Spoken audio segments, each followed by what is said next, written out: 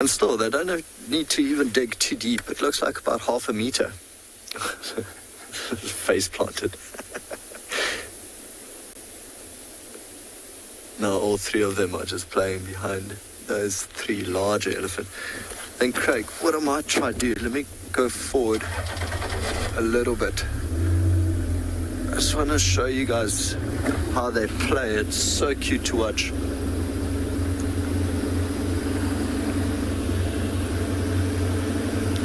Literally just pushing each other around, climbing on each other, pushing each other over, sitting on each other. There we go, sorry. See, that's a little bit better. So much energy. Literally are just baby animals.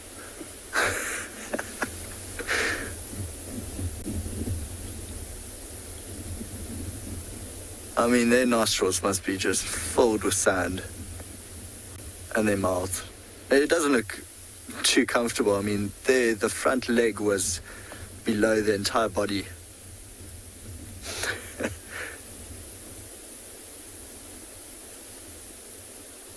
That's hilarious. Of course, it's a bit of a struggle to get up, even for the little ones. They need momentum. So just swaying side to side. Also, I think the sand is quite cool for them, so even just rolling around must be cooling them down quite a bit. Oh, it's nearly up. No, cool down the other side.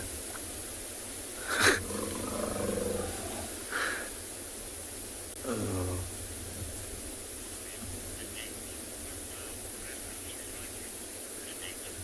Annette is commenting, oh wow, what a lovely sighting. I'm with you, Annette, I agree. I'm glad we turned around and came towards these babies. They're absolutely hilarious to watch. Actually, any baby animal is just always so much fun. But it's like the one is just more playful than the others. Went and lie down again. But if there's more elephants coming down. Oh, Craig, look at that one. They're on the bank. It just passed out on the bank there. I think in a bit it might actually shuffle forward and try to get down here. Let's see.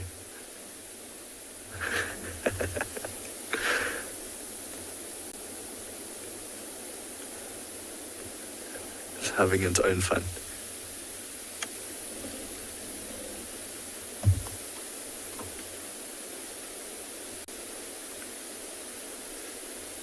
Love watching them come down.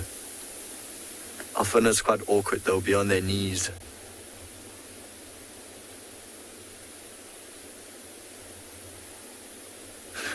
A slow process. See, on its knees, just shuffling down. And there we go. Very proud of itself.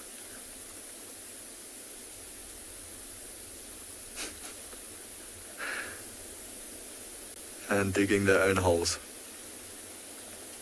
Actually, I think there's a hole dug there already. Just see the trunk go straight in.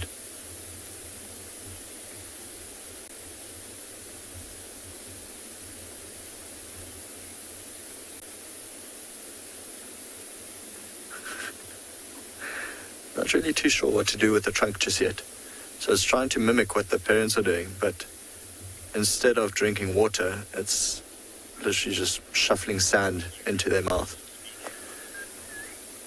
Very, very nice to see them drinking right in the riverbed, very close to tented camp. I think we'll leave them here.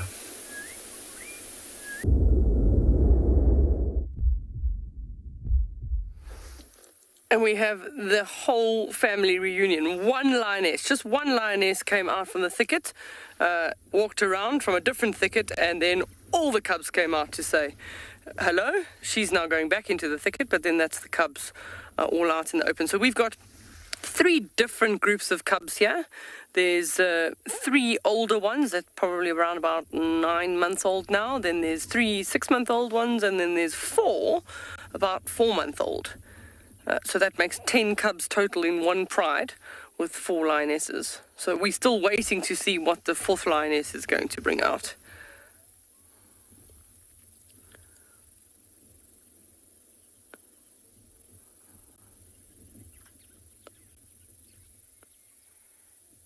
there's lots of, you can just see by the face. We're unfortunately a little bit too far away. You're not hearing the audio, but there is lots of complaining going on there because those little cubs, assuming that they're waiting for their mother so that they can get a nice bit of milk. They're still suckling. Both the two younger sets of cubs are still suckling, although the 6-month-old ones are way old. They were suckling yesterday morning, so the lionesses are still providing milk for them. This is most likely the mother of the 4 youngest cubs.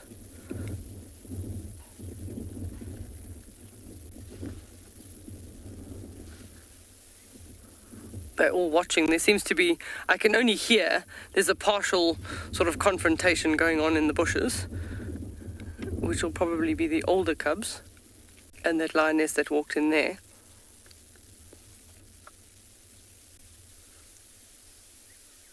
Here she comes.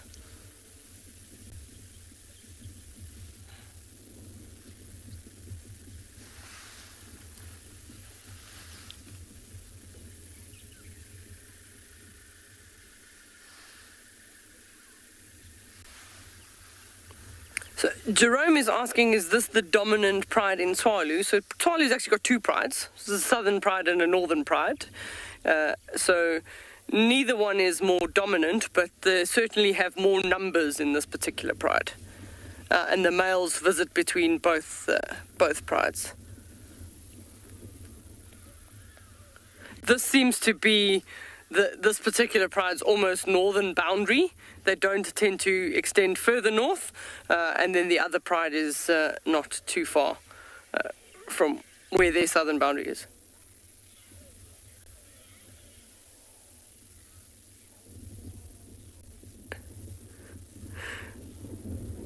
There is lots of complaining and moaning going on here. Yeah, there are a lot of cubs in this pride, and there's still potentially some more to come with the last lioness. So we'll see. They might... No, there we go. She's just decided to flop over. She's given up. The little cubs have begged and begged for their little milk. So they're in the stage where she's actually weaning them. So if she has enough, she'll actually lie on her belly and prevent them from getting to the teats. But now there's another lioness coming in. We'll see. This is interesting. See if she runs any interference.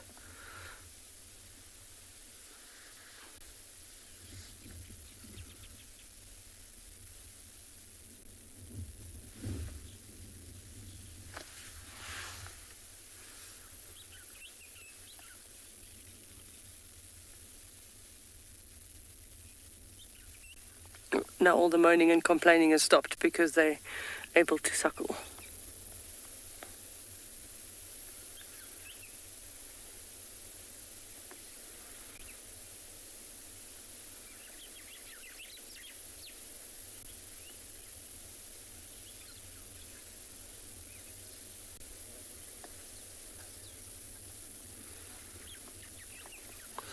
Evian is asking the question, when will the cubs stop suckling from their mom? So they start trying to wean them at around about 3 to 4 months. But as with the other cubs, they will supplement suckle them right up to at least 6 months. And then by then they've got pretty sharp teeth, and the lionesses are not very tolerant of that, and they do tend to push them away a bit more. But most animals will have the weaning time frame is almost roughly the same length of their gestation. So with lion cubs it's about 3.5 months, and that is when we start seeing them not necessarily giving the cubs too much. And you might find now she feeds them milk, and then late this afternoon, as soon as it starts getting dark, they actually leave all the cubs again and attempt to go hunting. That wasn't actually a lioness, it was one of the sub-adult cubs. So the oldest cubs are 3 males. The middle ones are two females and 1 male. And then the youngest 4, it looks like it's 2 males, 2 females. So there's quite a lot of males in this group that would then form a coalition when they get much older.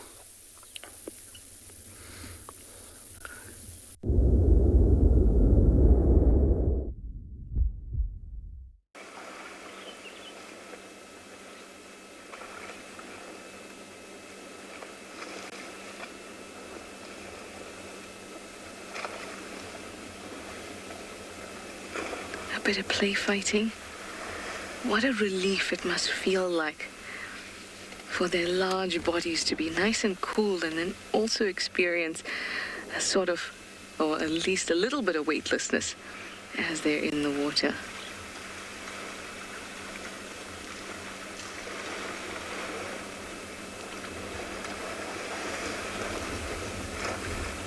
The other one that was walking away is like, I thought this fight was over, now you're having fun without me.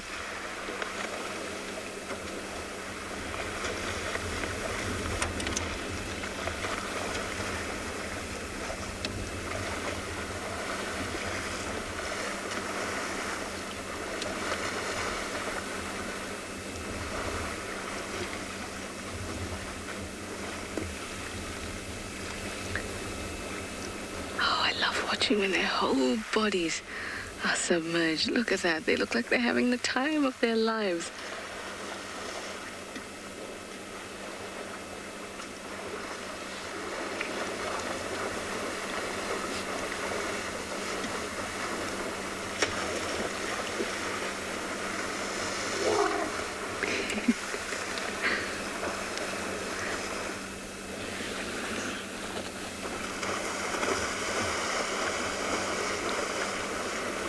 Daniel, you'd like to know if I think that elephants have the biggest personality.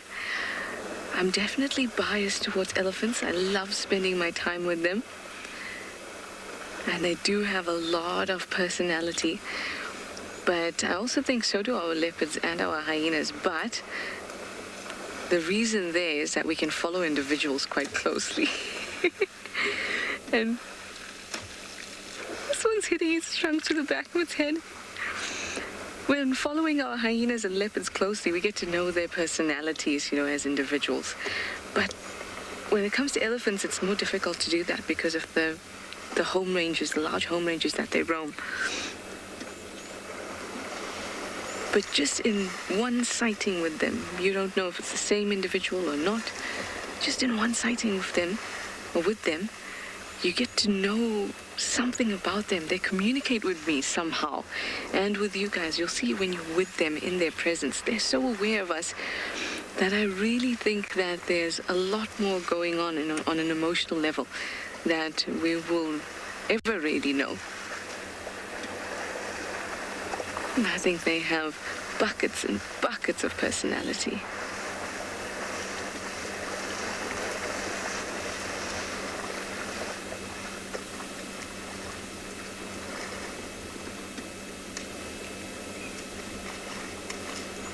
Now that looked like a lot of fun.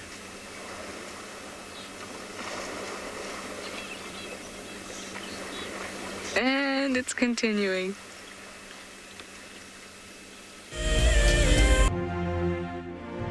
If I could take you on a safari all day and night, I would. But unfortunately, it's not always the best time to see the animals. Now, in between safaris, you can watch the WildEarth Channel with loads of extra shows. If you have a connected television, Apple TV or Roku box, then download the WildEarth app. And if not, then just find it on the App Store on your phone. We know how important it is for young people to have a connection to nature through our live safaris. They are the future protectors of the planet. Over the years, we have been joined on safari by schools from all over the world. We are live! We are live! Seeing those students connecting with somebody lifetime in Africa, what else could you ask for? It's just an incredible experience for everyone. Believe it or not, that is the dropping of a giraffe. Yeah. Do you believe that? Students, about probably 3,000 from New South Wales have just enjoyed this live streaming. And we learned that some trees are male and female. That's pretty cool, right? We were able to experience what it was like in South Africa and to see a whole lot of different creatures.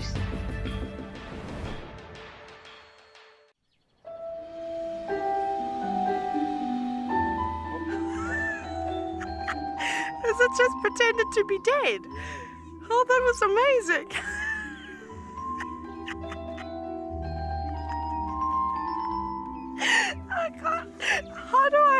It's like, that is hands down the coolest.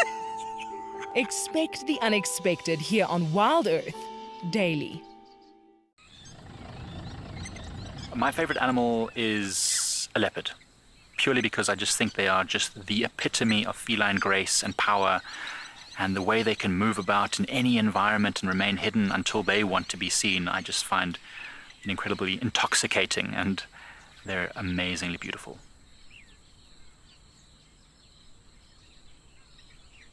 Catch up with the guides daily here on Wild Earth. We just not have the best jobs in the world. That was epic.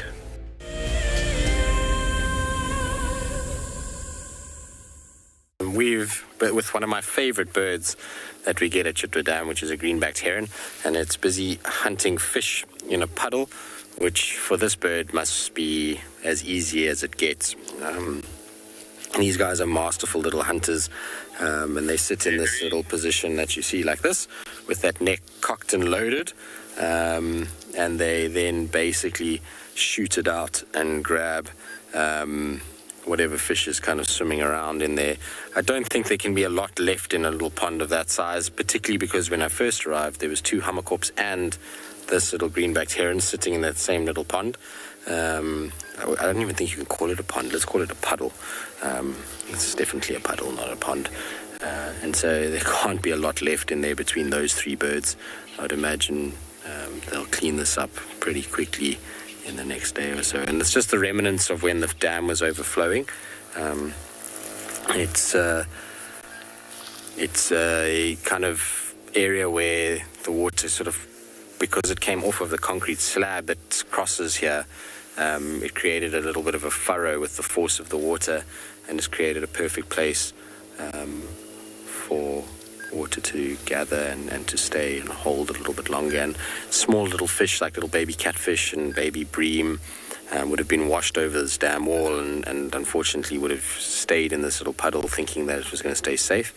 And as things happen, it's dried out and they're now absolutely stranded there and at the mercy of predators like this. It's imagine putting a whole bunch of impala in a kind of fenced off area with a leopard in it. That's pretty much the equivalent of what this has happened to these poor little fish. And this predator, like I say, is as efficient as it gets. I just love how they creep along. Look how they place one foot slowly, and then you'll find that they kind of move their body, and the other foot catches up a little bit, and they're very, very cautious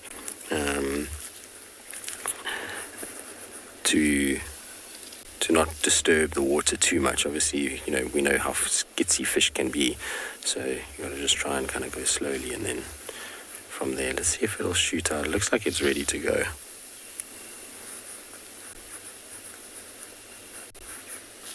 It's also nice that mowing has stopped.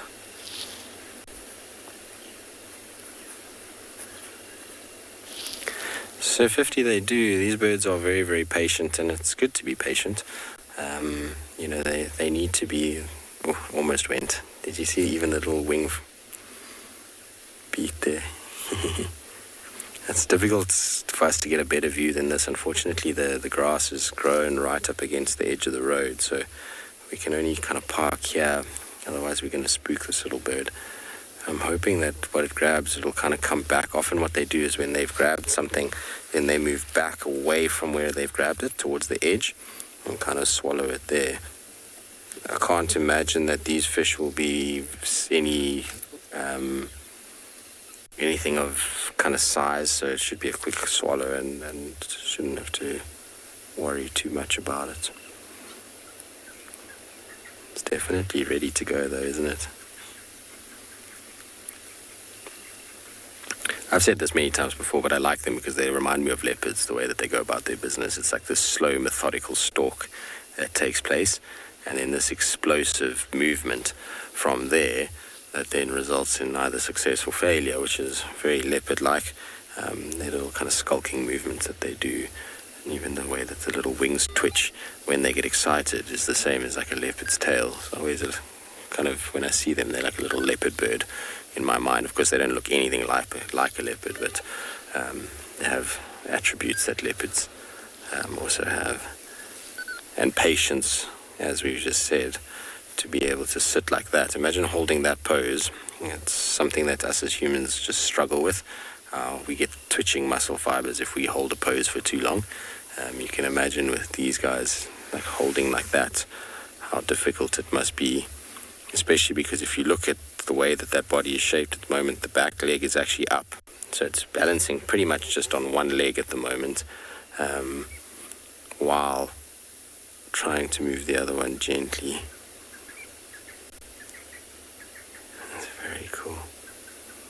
Imagine doing that as a human, just sitting on one leg and then slowly trying to move your other leg while keeping your kind of neck under tension, and then being able to strike forward from there and keep your balance. Not be easy at all. Come on, little one. We were lucky the other day with the pied kingfisher hunting when we thought it was going to. So it'd be nice if this guy does the exact same thing for us. I think we might need to be a lot more patient though. With this, the kingfishers are far more active hunters than what... No, obviously, whatever it was that it was watching moved away.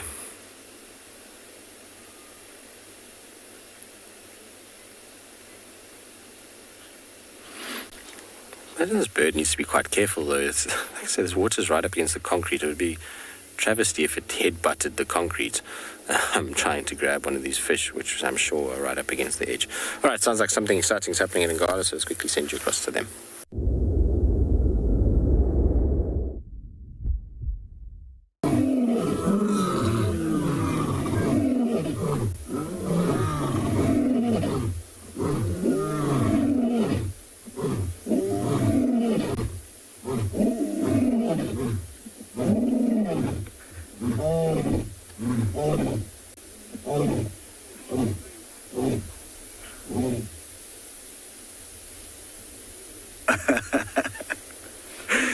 That was absolutely hilarious.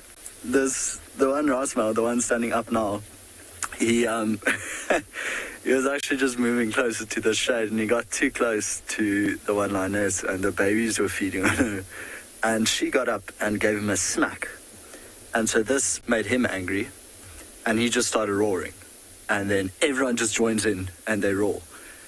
But wow, even the babies tried to roar. You could just hear this soft little moaning sound coming from the side. I mean, that was absolutely wonderful. But he got a hard smack to the side of his face. You see, he doesn't even want to make eye contact now. It's your hair.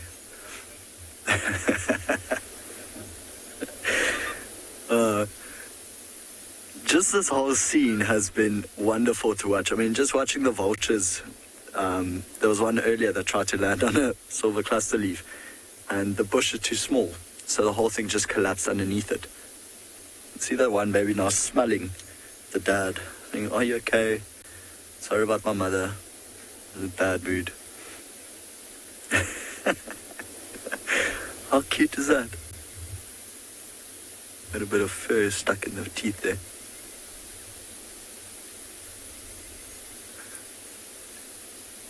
Just consoling the dad.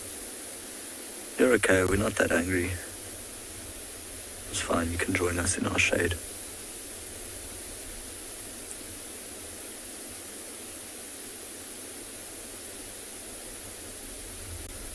But how cool to hear all 5 adults here roaring. No, that was just absolutely wonderful.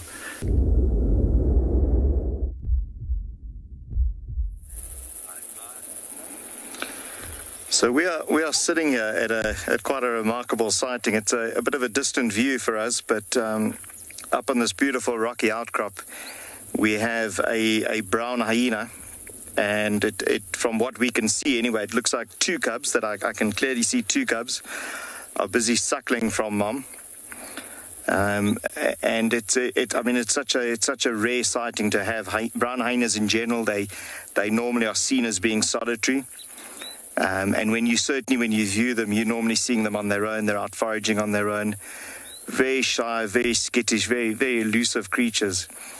So to have the privilege of sitting at a den site, from a distance and being able to observe them without causing them any disturbance, it really is. It's a treat. But for sure, definitely at least two little pups there having a nice drink from mom, and they'll be enjoying that last bit of heat that's radiating off those rocks before mom leaves them to go and forage. And it's an interesting creature. They unfortunately, like most hyenas, get a bit of a bad reputation. But brown hyenas really are not predators. They're not hunters. There are records of them being seen trying to hunt. They're unfortunately quite useless at it. So the majority of what they're out looking for is they'll be looking for any scraps that any other animals have left behind. They scavenge a lot. And there's even record of them eating little fruits and berries and things like that. So mixed feeders, but predominantly scavenging, but really not taking the food for themselves. So fairly soon, once her pups are fat and full and everyone's warmed up, she will send them back into the den where they are nice and safe. You can see it's a little bit of a cave that they're using, and then she'll go off and forage. Again, just an interesting point with brown hyenas. For many, many years, people assumed they were solitary creatures, and for the most part they are when they are feeding, when they're out looking for food. But a den site like the one you're seeing here, it really could have anything up to about 12 to 14 individuals, all sharing the same area, all sharing the same den. But what is very typical then, like I say, solitary when they forage.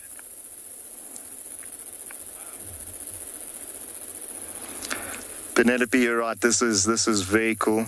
We're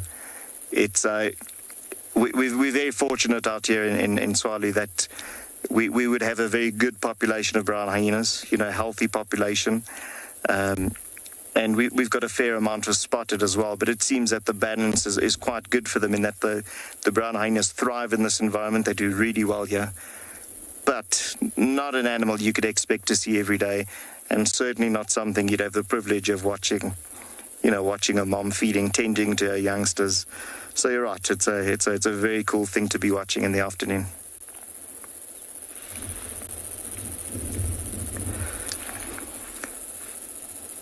This den, what we have observed is that not only could you have as many as sort of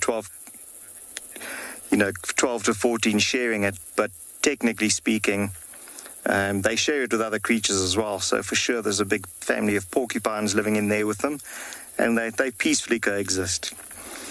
I think for now we're going to spend a bit more time with them and enjoy the view, enjoy this very special moment.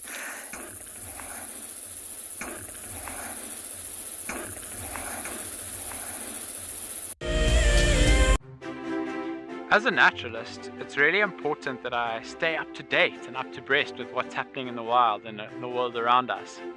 The WildEarth app helps us do that and helps us stay abreast with the live interactions of animals every day. We're going to be here at Stony Point bringing you the African penguin story, and we'd love to see you on the app. See you on the beach. For many years, WildEarth has taken viewers from around the world to the Mara Triangle, a place of majestic beauty and abundant wildlife. But it wasn't always like this. Before 2001, it was infested with poachers. Illegal harvesting and hunting was rife. Now the situation couldn't be more different. The hard work and dedication of the Mara Conservancy has revolutionized this magical land. But now, the loss of revenue from tourism has created a grave crisis. The Mara Conservancy needs help if they are to continue protecting the reserve and supporting the local communities whose livelihood depend on its survival.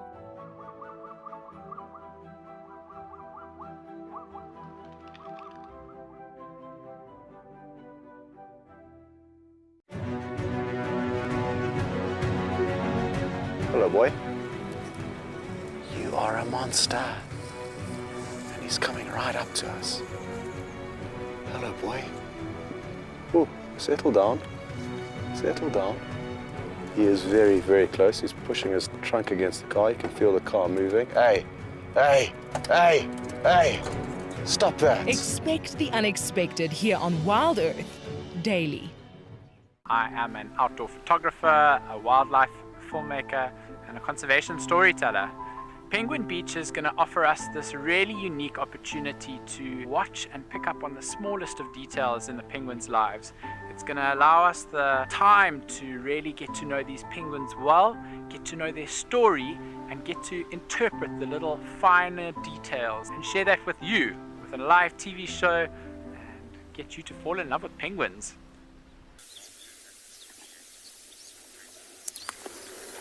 So Freddie has asked, why are there no vultures at this kill yet? Freddie, we have no nesting sites for vultures here on Tsalu. They need cliffs in general. Although one or two species will make nests in the top of trees, we have a very, very small vulture population that comes in and out. So were there to be an individual that flew over and noticed this, you would definitely see him coming in to feed, especially as there's no real large predators here to drive them off. But we don't have a resident population here in Tsalu.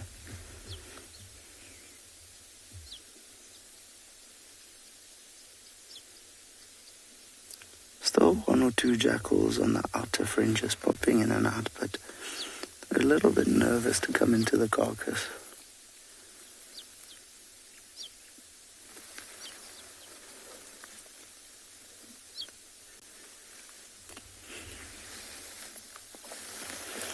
Having a little bit of a look around here. Obviously always hoping for one or two of our bigger predators to come in and join.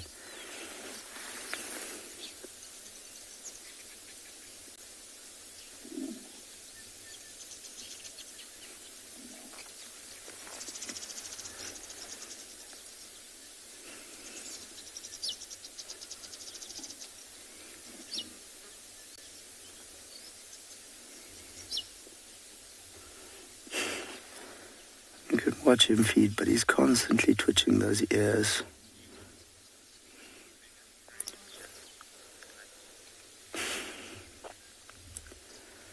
Divan, the biggest thing I've ever seen a jackal hunt was a scrub hare. These guys are very happy to scavenge, but they generally won't go for very big game. Excuse me. Although they are a threat to springbok lambs and that. So, although I've personally never seen them catch and kill one, I have seen footage of it, so you could say anything up to potentially a springbok lamb. But these guys are fairly small, so he's not going to be hunting too big. They are definitely specialist rodent killers though.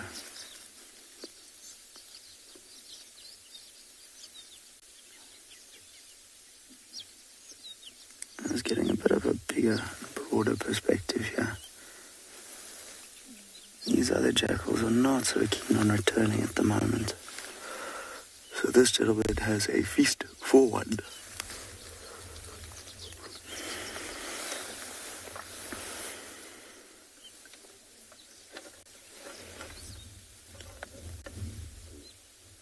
Bit of feeding, just double check there's no one around, and carry on.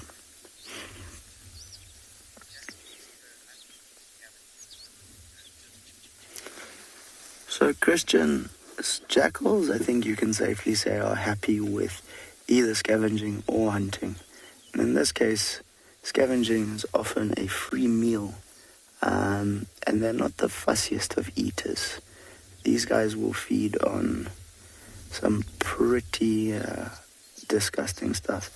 What I have just noticed is that in the distance, Niels, you can just see a gemsbok staring at us.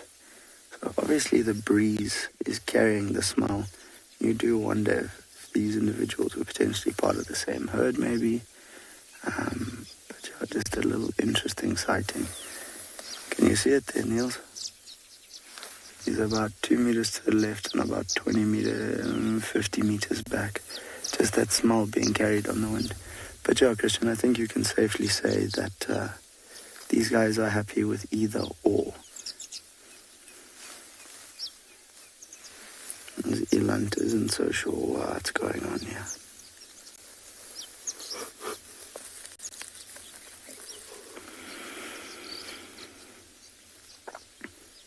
What am I saying? Eland is Gemsbok's not too sure what's going on here. This jackal is going at it. We haven't gone around to the other side of the carcass, so we can't tell how much they've eaten. But having looked at the bellies of some of the others, they've definitely been eating for a while. We obviously don't want to disturb these individuals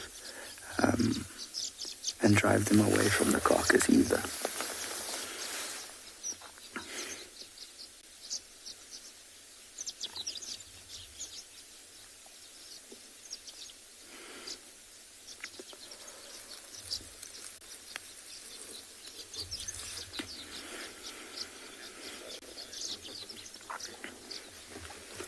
Tulare has asked, do jackal eat bone?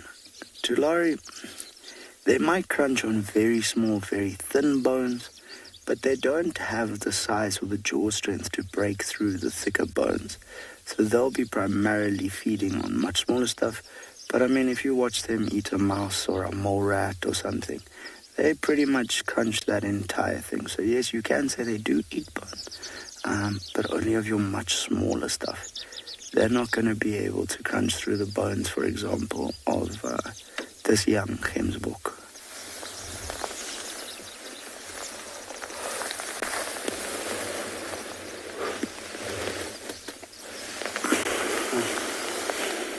It's definitely quite an interesting sighting. You see him getting covered in a little bit of blood there.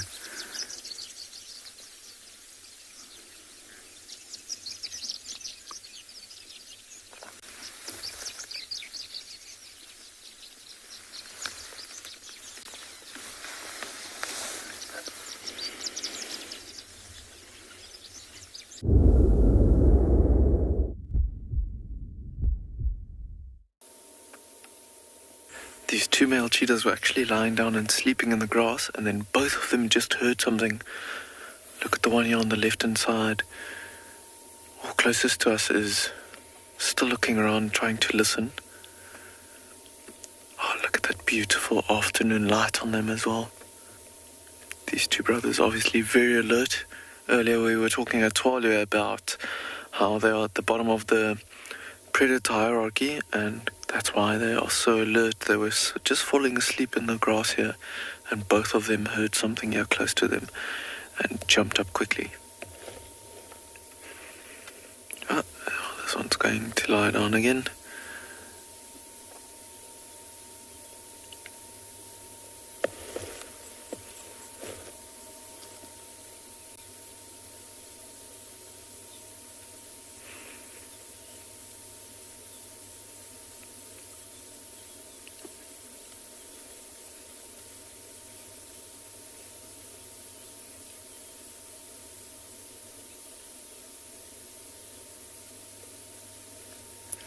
Sun catching the eyes as well.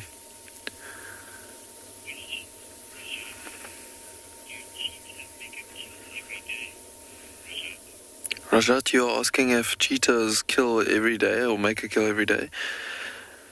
They actually do not. They are opportunistic, so if the chance comes, maybe they'll try to kill something every single day. But these two brothers will be hunting now. If they catch something, they'll eat themselves they'll eat quite a bit of the carcass until they can't eat anymore, and they'll keep on feeding on the carcass until there is nothing left. And then if their bellies are nice and full, you might find that they only really actively hunt every 24 to 48 hours or so. So it really depends on what they've eaten or so. They don't necessarily need to hunt every single day. See how this male is falling asleep here? Eyes just closing there.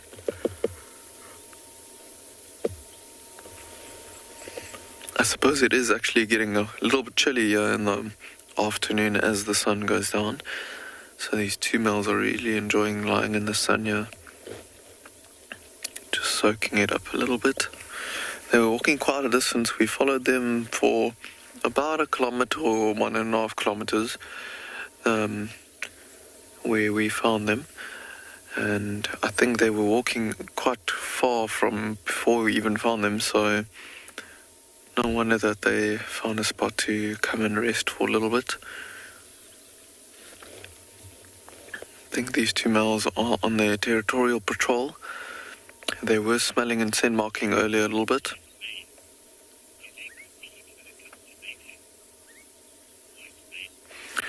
White man, you're asking if these two brothers will compete when it comes to mating.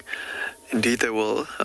These two brothers will share about everything, their meals without really fighting, maybe a bit of growling and so on happening. I've never ever seen them fight over carcasses before, but when it comes to mating, they definitely will fight with each other.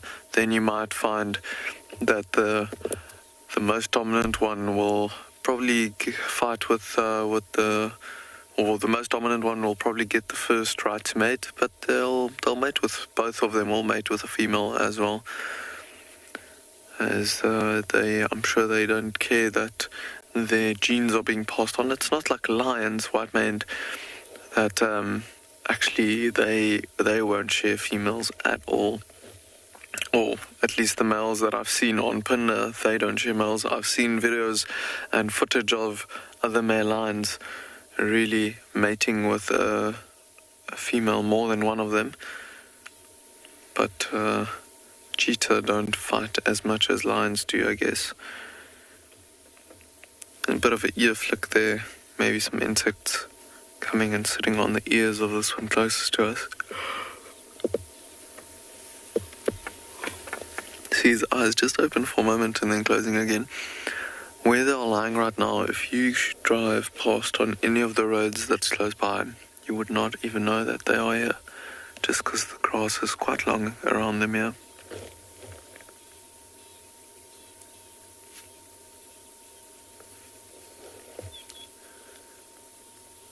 Oh, this one's heard something.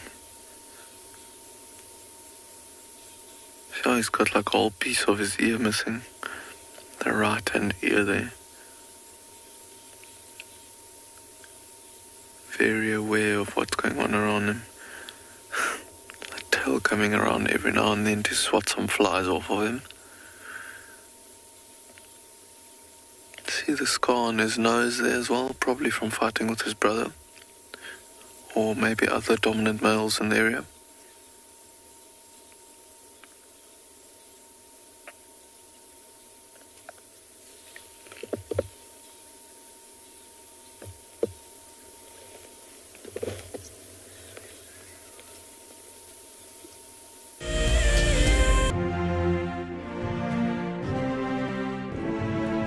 So I love nature and I love being immersed in the natural world. And one of my favorite things is watching what my mates at WildEarth get up to on their safari. This is crazy. And if you want to join us on our penguin adventures, get on the WildEarth app and immerse yourself into the cute, adorable world of these little animals.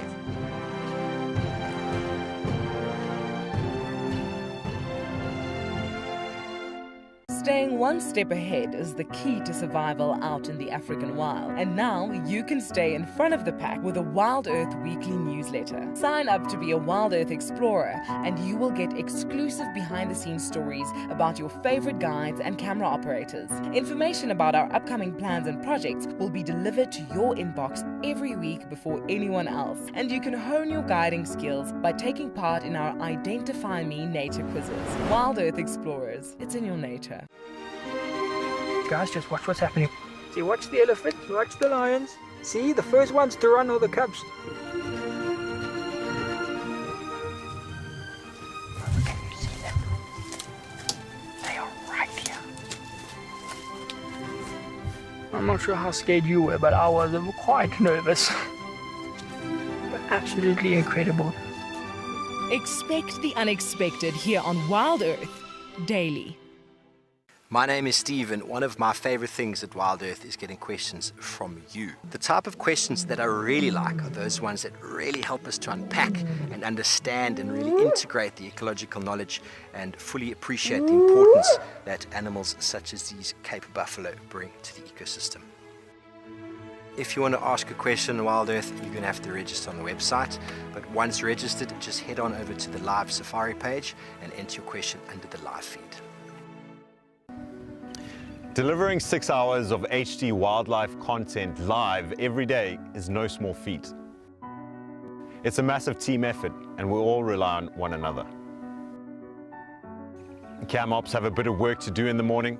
Up nice and early, get all the checks out of the way, and make sure we're ready to go live. Helping others fall in love with nature brings meaning to what I do.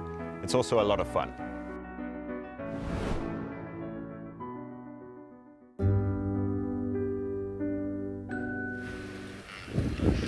A very good afternoon to you all. We are live. And I do apologize about the delayed start. I don't know, the internet went down, and as you know, one cannot survive without the internet. But we have managed to find some elephants. It's grey, it's cold, it's miserable. We got our roof on, but we're out and about. So my name is Lauren, and I do have Darren on camera today. And we are just going to sit for a moment with these two Ellies. I don't see any other ones, but I imagine they're around here. Oh.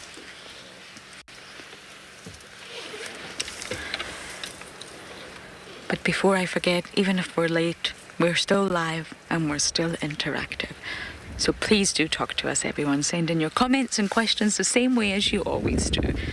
Hashtag WildEarth on Twitter, @FC on the YouTube chat, or you can head over to the WildEarth website, and as long as you've registered, you can submit your questions there.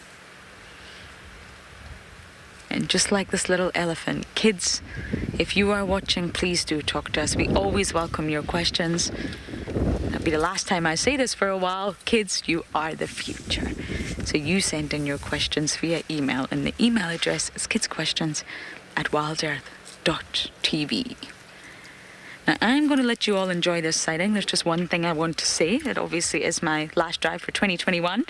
And I do want to invite you all to a pusa stop with me as the sun is going down. I don't think we're going to get much of a sunset, but still, I want you all to have a drink ready. Darren will have a cola. I will have a soda.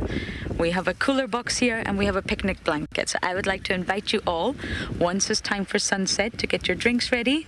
Coffees, hot chocolate, or a really large glass of wine. I don't care. But we're all going to pusa stop together. So as I sit with these gorgeous Ellies, we're going to send you over to Ali to say good afternoon.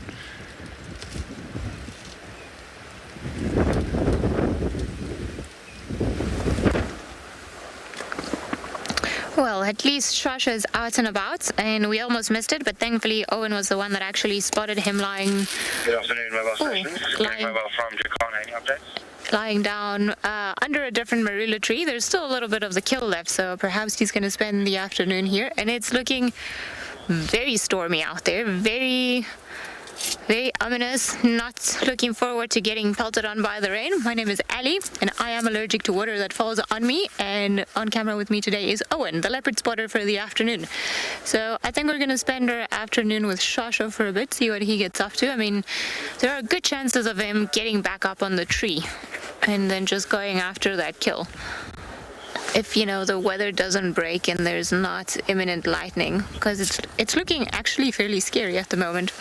And excuse the pause on the screen, we had to put our rain roofs on just in case the water does start coming down at any stage, which we suspect is going to be the case, because as mentioned, it's not looking particularly pretty.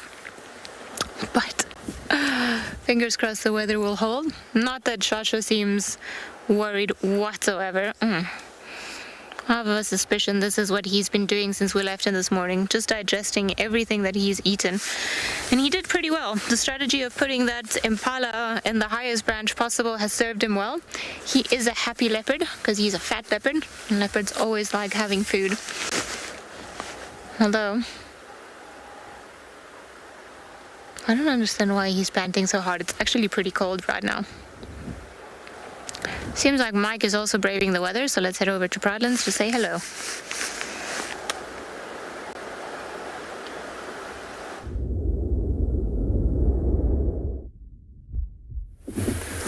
It is rather windy, I must tell you that, and we've decided to, keep ourselves more or less safe by staying close to Ndlovu Dam and the eco-training camp. We had a bunch of elephants that came earlier and they were freaked out by the wind. We want to avoid that when we're on bushwalk. Hi everyone, my name is Mike Anderson. Behind our camera is Craig, and as I've said, we're here at Pridelands. Eco-training is a conservancy that they run. And we're hoping for some interesting stuff at the dam today. I don't know how many animals will come down on this kind of windy environment, or how many birds and other things might arrive. But hey, you never know until you try, right? And because it might be not so much, obvious activity, we'll probably search around for small stuff. And then please also don't forget to send us through your questions. We'd love to answer your questions live on air. Don't be shy. That's what we're here for. While we wait and we wait for you to think of questions, we'll send you over to Lauren, who's got some elephants.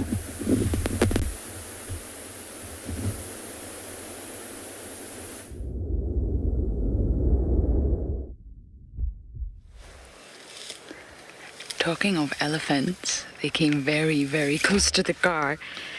Sadly, the mom has walked off, but we still got this little one here. Really relaxed. That's the best thing with Ellies. Let them come to you, and they will if they're relaxed. They might give you a little head shake. Excuse the rain, Paul. There's not really much we can do about it. It's quite artistic.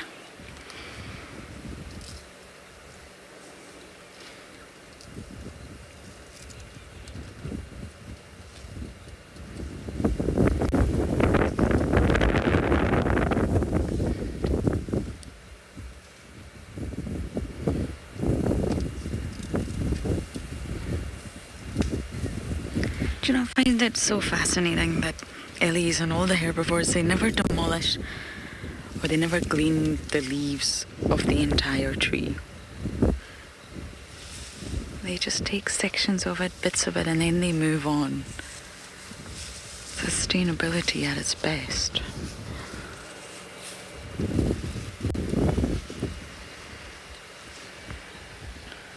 And I've gone deep into the Mowati now, probably because it is windy. They'll get some shelter down there.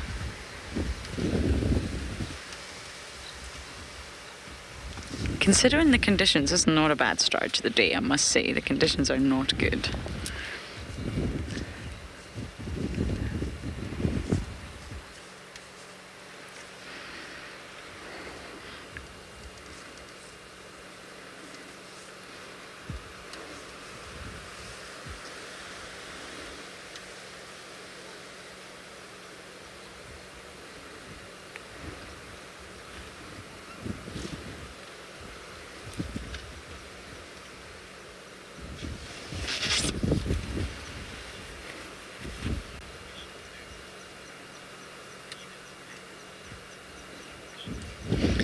Kingfisher Blue, you're looking forward to some hyena update. I know, that's why I did not go to see Mr. Shasha. I really want to at least see Ribbon again, see if she does have a tail or does not have a tail, and try and maybe see the cubs. It's obviously cold, it's windy, there's a high chance it could be active. And then if I really don't get lucky, just try to loop around, maybe pop into the lions if it's not too busy down that side, and just see if we can pick up on any hyena action. We did get Ndebele this morning on Chitwa.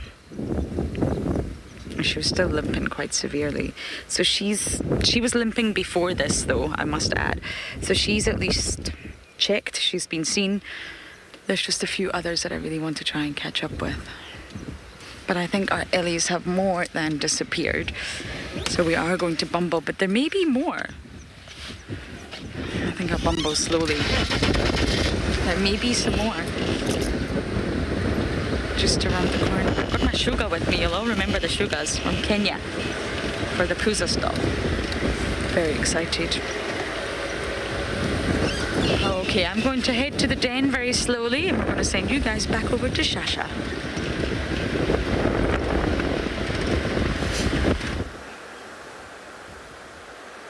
The mystery of the tailless ribbon. Hopefully she does have a tail. I would imagine it can be quite sore not to be missing your tail. So hopefully nothing too bad has happened to Ribbon. And it's been interesting actually that all of this has been happening. And I know there was a hyena that showed up yesterday. But even then, after that, there have been no hyenas coming onto this kill. And it's not like he's been particularly inconspicuous or anything else. So I think it just goes to show that there is indeed something happening in the hyena world that has kept them busy and occupied, rather than coming and trying to wait for the scraps from a young male leopard who could have very well likely, dropped the kill at some stage. Just think that the hyenas are preoccupied in their own world. Sorry, I couldn't say that word.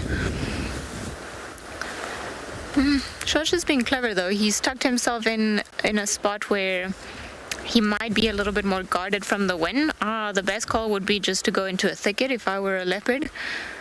But where he is, at least he's got like a little cave going on that can prevent him from getting cold, actually, in the wind. And if it starts raining, then he's just underneath a marula tree that might just be able to soften the blow a little bit, although it doesn't have too many leaves, so it would be more optimism than anything else.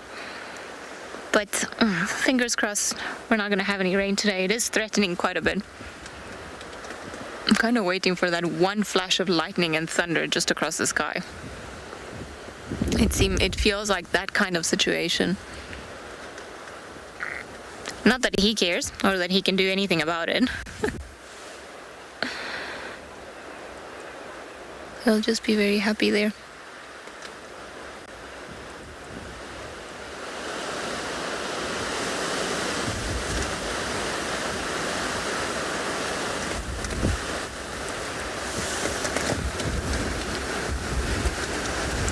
James, I agree. It's provided great sightings of Shasha, the kill, and it's also provided great sightings of many other things. Because, I mean, we've had the Genet, we had Darkmane coming around, we had then that little frog. It's been quite exciting. Lots of things happening around this kill. And it's actually a very nice kill also in terms of game viewing, because it's right next to the road. It's actually in a beautiful tree, not far from the road, easy to spot. That's pretty lucky for humans, for all of the humans involved that want to come and adore Shasha. I suppose it's a cool thing just to spend the last afternoon with Shasha. I think I'm going to declare that he's my new favorite boy around the area. I enjoy him. He's pretty cool. Certainly seems to have a sense of humor. And yesterday I was just giggling so much when we saw him just peering through the termite mound and Darkmane just at the bottom waiting to consider if he was gonna try and even get up there and get the kill. It was pretty funny.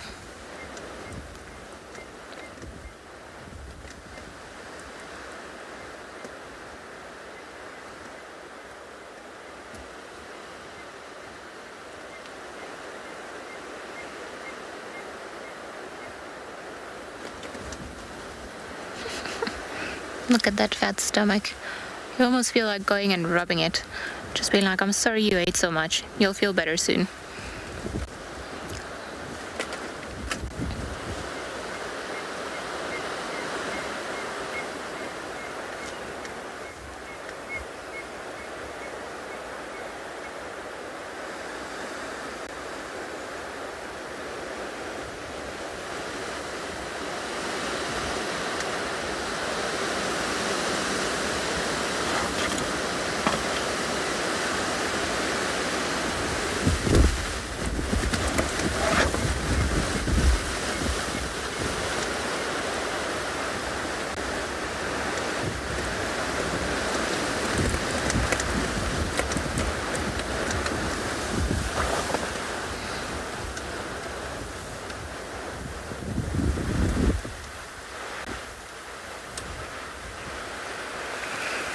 Susie, indeed, the wind is picking up heavily.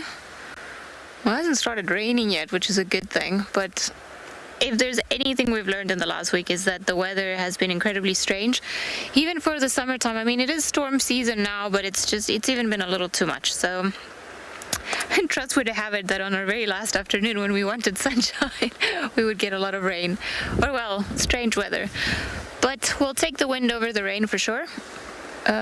Rather not have the wind where we the rain where we can't really see much.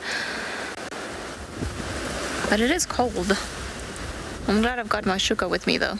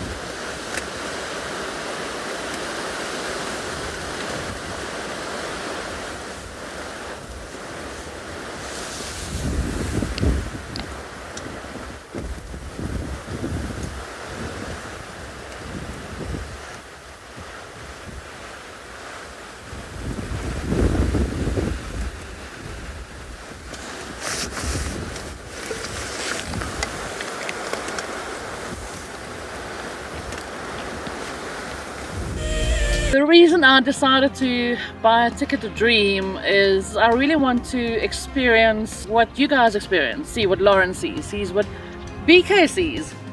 If you want to go on safari with a WildEarth guide whilst honing your bush knowledge and of course featuring in one of our shows, then head over to our website. My favorite part about WildEarth is probably the escape. Just to spend the time pretending you're in the wild and being on those vehicles just removes you from reality for a little while. Sign up to be a WildEarth explorer and you could be making your first ever on-screen appearance. My favorite part about today has to be to meet Mareebs. To see him, obviously, amazing! But to meet Mareebs was amazing. Yawning and just pretending not to see the Ellie. It's beaten my expectations by a mile. Our lives are dictated by alarm clocks, traffic jams, constant multitasking and countless distractions. The wilderness is where many of us feel the most human. On a bushwalk, we become part of the natural landscape. As you step off the vehicle, everything comes alive.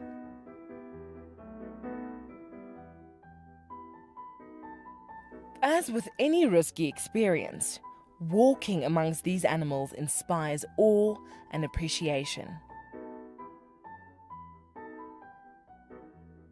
Now, it's your turn to go on a bushwalk. Join us from Pride Lands as we slow down our thoughts, put aside our distractions, and reconnect with a place that first taught us how to be human.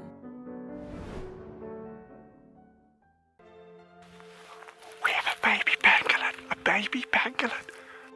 This is off the charts. This animal is about from your fingertips to your elbow. That's the total length of this animal. This is unreal. This is unreal.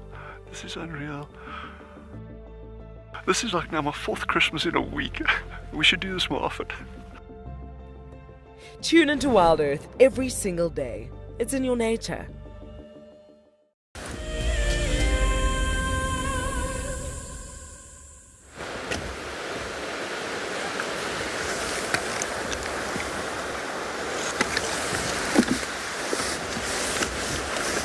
I wonder how much wind is enough wind to get a leopard to move and go back to his kill.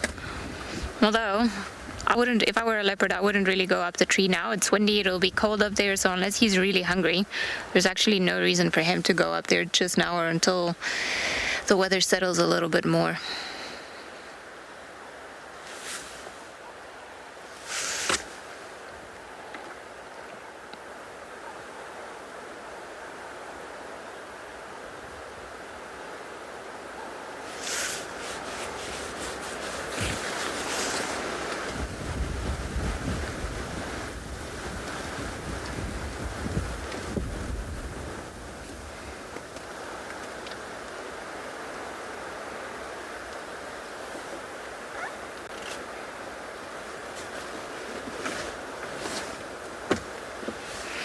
What you looking at? Every now and again he does this. He puts his head up, so I think the wind is just bringing certain sounds that we cannot pick up that he deems that he needs to be alert, so doesn't want to be caught by surprise by a male lion around here. And seems like Darkmane is still by the dam, so shouldn't be worried about Darkmane, but it could be another male lion, another male leopard coming around, or perhaps lionesses. So I don't think he can afford to actually rest too much or too deeply. He's in one of those restless moods where he wants to sleep.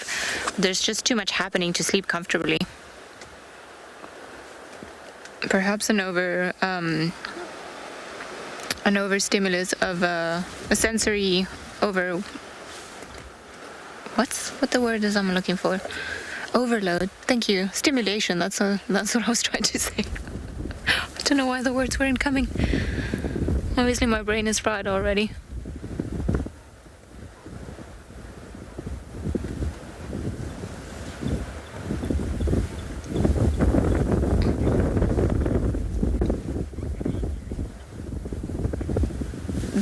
Victor, not likely you'll find a leopard in a tree during a storm. Likely they would go into a thicket or a drainage line. That is, I mean, if it's properly storming and raining and peltering down. If it's just windy like this, then some of them what they'll do is they'll wait until it's a little bit darker and then they'll go hunting. You'll probably get very lucky if they go hunting. Wouldn't be surprised if tomorrow morning the boys wake up to Shasha on another kill. And on the way here, we bumped into a herd of impala with lots of little ones, so it would be a good opportunity for Shasha if he wanted to have some more impala on the menu. Although I don't think he'd be too picky. I think at this stage it'll be whatever he can find, he'll take. There's a tick on his forehead. Like on the top. Yeah, I'm pretty sure he's got ticks everywhere. He needs to be groomed by another leopard to get rid of those ticks, or just use his paws. There must be something, you know, if you could just like take all the ticks out of the animals. It's very big. Just right there, plunk in the middle of the forehead.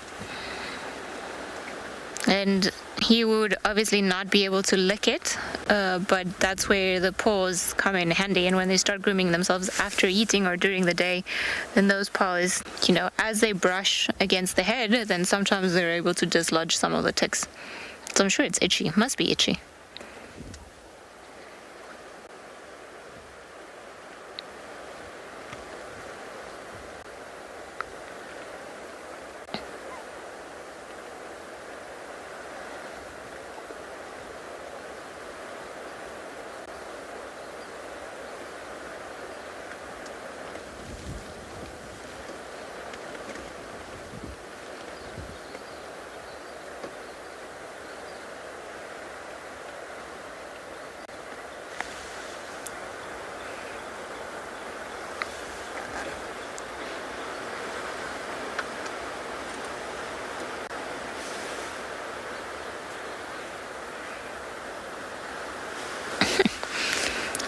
Shasha's not up to much, so let's head to Mike, who's found himself some creepy crawlies.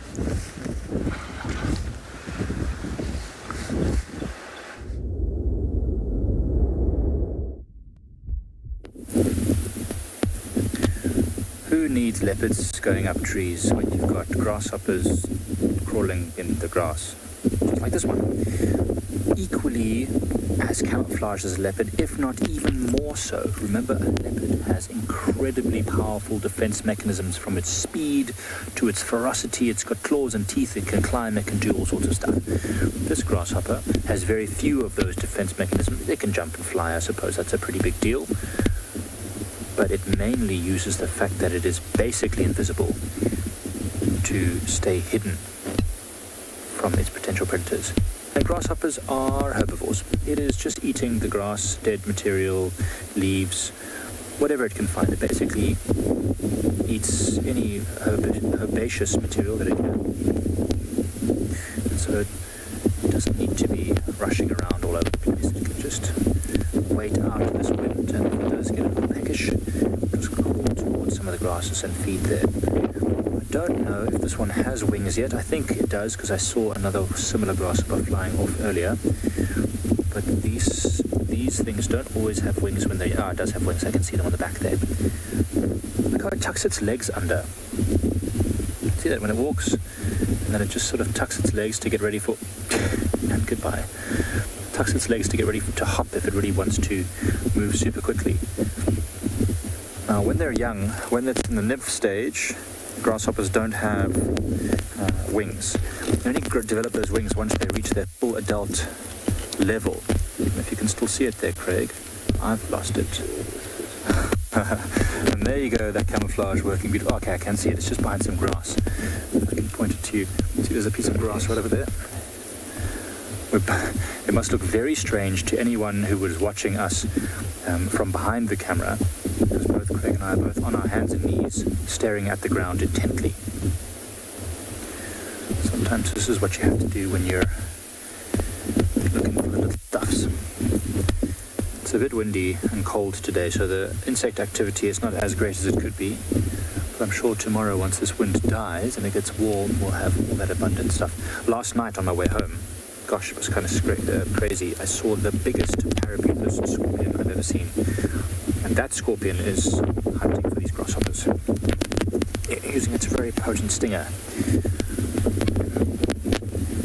How close could I get to it?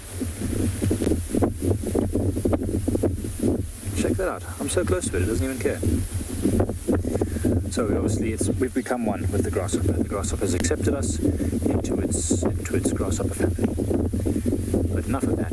Let's send you over to Lauren.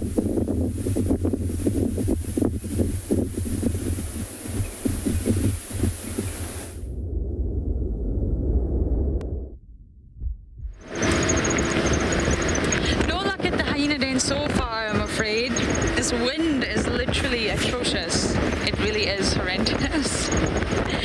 But we are just trying to get on the radio. Our Eastern channel only really works when we're closer. If we're too far away, we can connect and see if we get any updates from the east. And then every so often, I'll just go back and check the hyena den. I was a little bit bummed that it wasn't active, I'm afraid.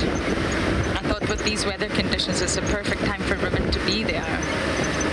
She needs to feed those cubbies.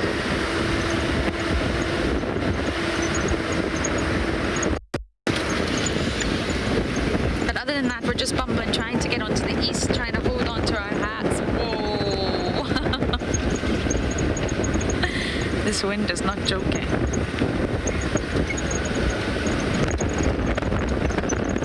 I don't mind rain because we've got our rain roof. I don't mind grey skies, but wind, sheesh.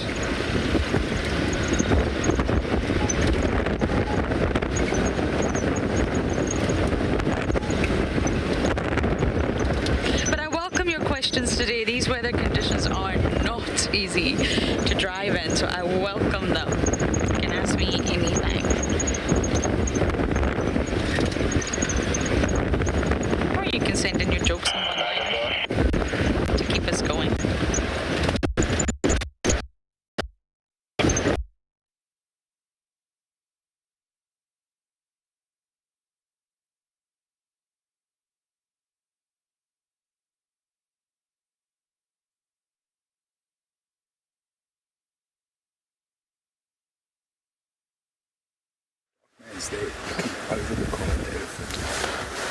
Sorry about that. Seems like there have been some signal issues.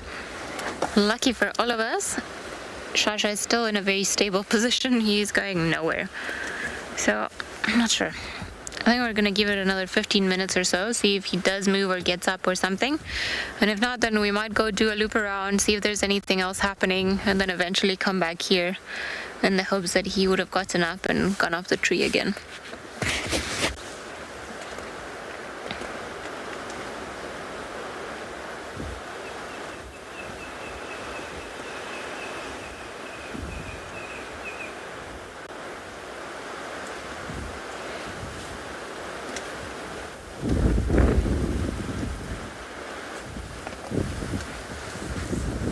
Kate, we don't get Lyme's disease in South Africa, so they can't get Lyme's disease here. I'm sure they get all sorts of other diseases that are transmitted by ticks, I think Ehrlichia being one of them. But, and well, us as humans get tick-bite fever, but I don't know if the cats can get tick-bite fever, if they would be affected from it.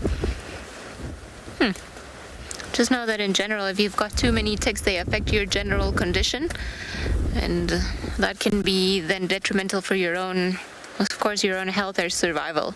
But in terms of what diseases exactly a tick is able to give a cat, or a lion or a leopard in this case, besides Ehrlichia, I'm not too sure.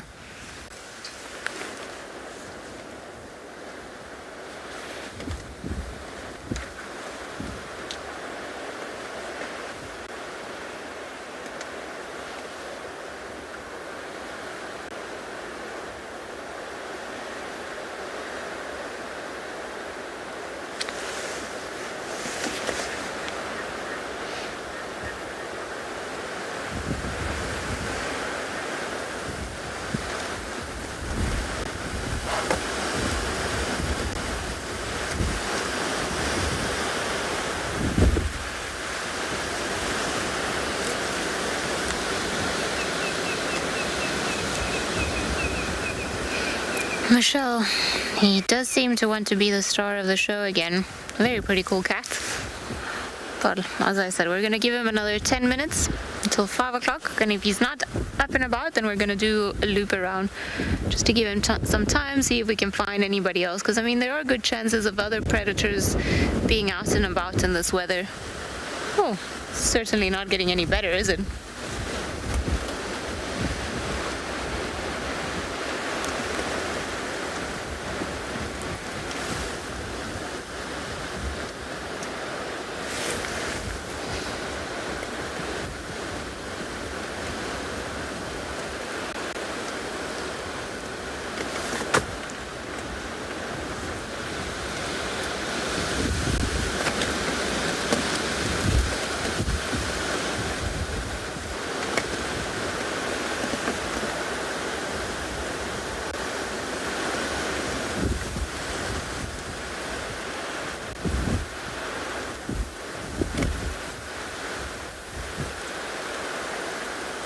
At them gaming, yes. Leopards, especially when it's a mom and cubs, they often will groom one another.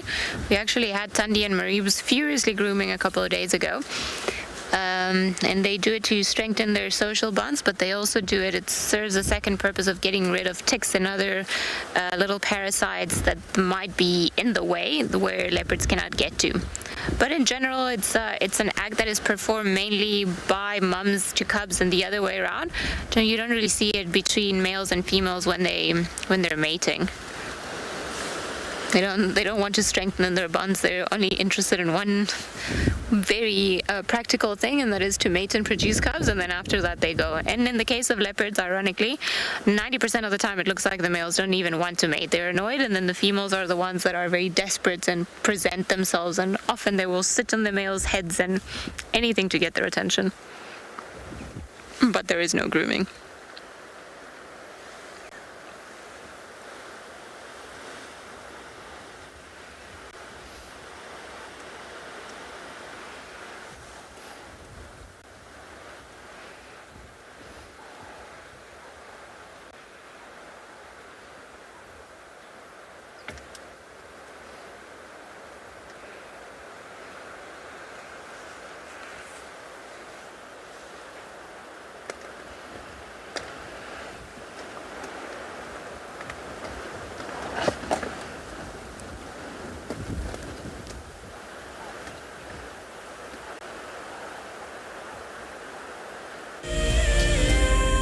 My name is Leslie, and I live in Ashton, in a little town in the Boerland in the Western Cape.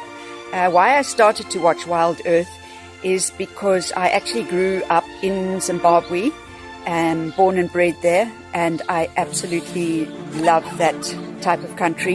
It just brings me back to my grassroots. My favorite thing about WildEarth is, of course, the animals. We don't get the big five down here, or many of the little five. And I would love to take my little grandson up, who will be 9 next year, perhaps with me on this experience. I'm hoping to steer him into a huge love of wildlife and perhaps even some sort of career in it. And thank you for giving me this opportunity. I'm so looking forward to it.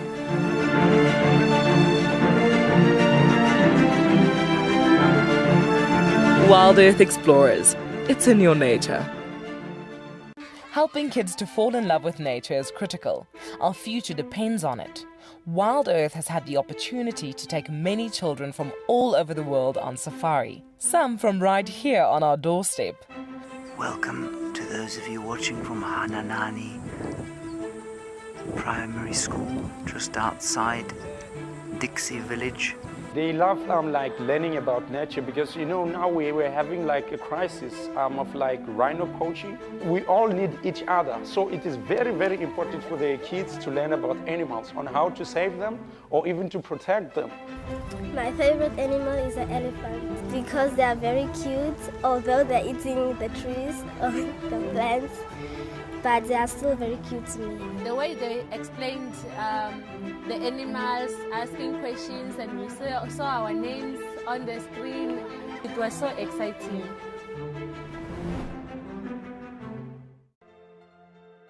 Guys, have a look at what we've got. This is better than my birthday. Look at that. This is the first time that I ever see cubs this small. This is so special. This has officially just become my best sighting of all times. Tune into WildEarth every single day. It's in your nature.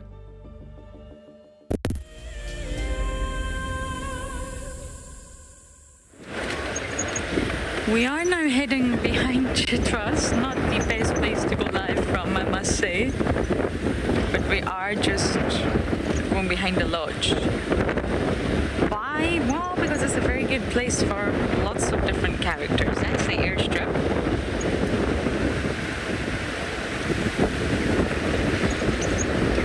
And then we'll just slowly make our way around to the dam, see if anything is happening, and then that's at least me checked a little bit of Cheetah.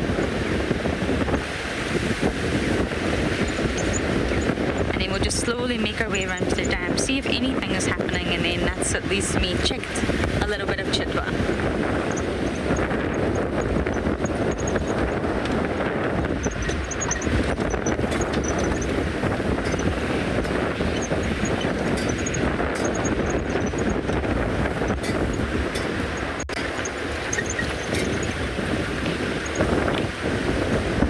Literally holding onto my hat. But I welcome your questions, FC. This is going to be a tough one today. Welcome them very much.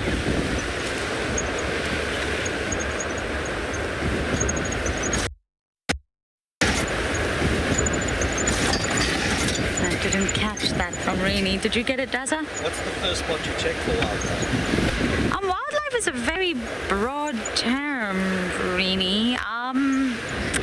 It depends what you're looking for. You got to sort of know what it is you want to see on drive that day. If you're looking for leopards, you're going to check specific areas. If you're looking for hippos, you're just going to head straight to a dam. If you're looking for impala, you're probably going to find them on a nice big open area. If you're looking for hyenas, you're most likely going to check the den. It really depends on what you're looking for before you can make a decision on what it is you're actually going to check. Oh, hello, Mr. Saddlebill. Or maybe Missy's. I can't see it. Can you get it from here down?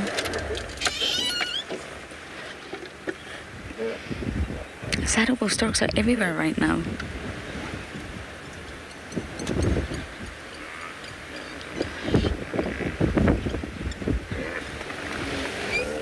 It doesn't look like there's wattles, which means it's possibly the female. So yes, Rainy, it really depends on what you're looking for. If you're looking for insects, then you don't even need to go out of camp. We actually tried to open the drive today with a spur. We've also got a yellow. Oh wow, I've not seen one of these in so long. 2 different stork species together. How cool is that? I didn't even see that there. This is a yellow-billed. Lapwing in the middle, obviously, because they need the attention. And then a saddle-billed. That's very cool. But yes, we actually had a spotted bush snake that killed a tree frog, a foam nest frog, in camp. We heard the screams and we tried to open the drive with that, but sadly, well, the internet went down and The snake eventually finished the frog, but it was an extremely cool moment. So we didn't even have to leave camp for that one. Yeah, this is a female.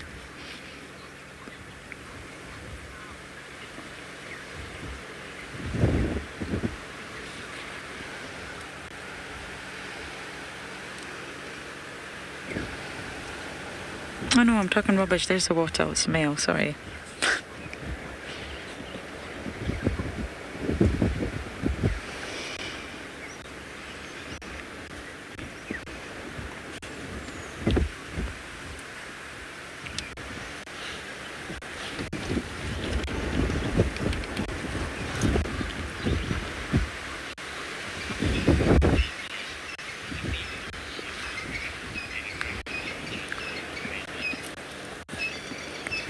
Benji, I wouldn't really see why. I don't think it would benefit either of them. And what you've got to remember is around the water body, both birds are all familiar with seeing one another. All these different species, everyone's utilizing the water body. And I mean, saddle-billed storks, they are after fish, frogs, reptiles, small little mammals, aquatic insects, crustaceans, all those sort of delicious things that you will find around the water body, and so is the yellow-billed. So they've got the same sort of food source, but I don't see why they would have to fight. Give each other some personal space. I wouldn't benefit either of them to engage into battle. I think a lot of documentaries and sort of these things you see on YouTube make you think that all animals are battling with one another, and it's not really quite like that in reality. I got sent a hilarious video. Many of you actually also sent it to me, and it's the 5 most dangerous lion encounters. It's a very dramatic video. Lots of dramatic Pirates of the Caribbean music. And number 1, have you seen it, Darren? Number 1 out of all the dangerous lion encounters in the entire world is me. Me with the Talamatis, and the Talamatis are just walking on by. They're just walking by the car. We call this a walk by. And it's an arrow pointing to me. This girl is in danger. And it's just my face and watching the Talamatis walk by. I saw it. I was like, oh no. Yes, it's unbelievable. It's unbelievable. You should try and Google it. Many of you sent it to me and saying, Lauren, this is you. And it's not dangerous. But this is the media portraying it to be that way, that I am in danger. And I was not. The Talamatis were just walking by, the good old Talamatis in Buffelshoek when we used to traverse there. Oh my goodness, it's hilarious. But anyway, now I can't remember why I was telling you guys that. There was a reason, but I can't remember now. Conflict between animals. Yes, thank you, Darren. Conflict with animals. Everyone wants to know, will a lion fight a leopard? Will a hippo fight a croc? But really, animals do fight, of course. Inter-specific species will fight. But at the end of the day, it's best not to. It's best to avoid conflict. And there's absolutely no need for these storks to bother with each other, really. But it's very cool to see them in one frame, I must say.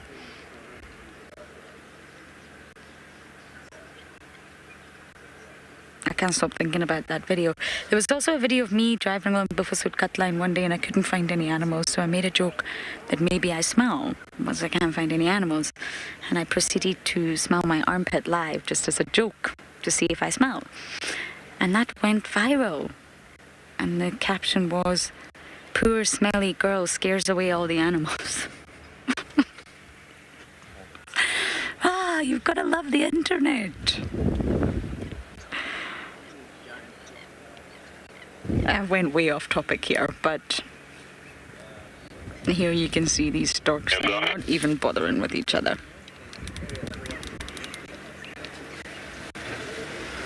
It's a very cool two-shot.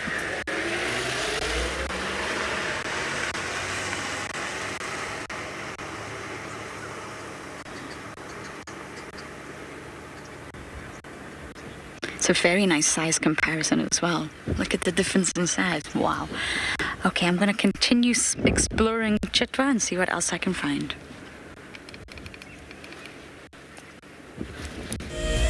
The Masai Mara in Kenya is an iconic wilderness filled with life.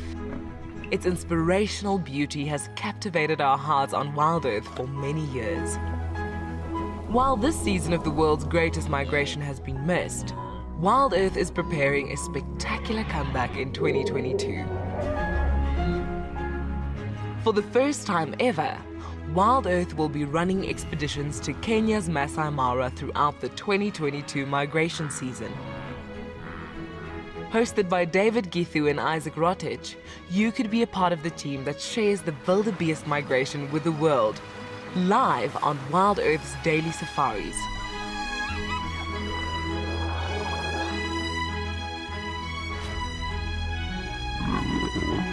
If you're interested, then head over to our website to find out more.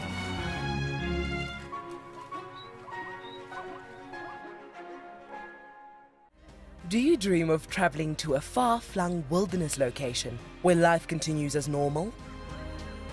A place where you can escape to nature and breathe.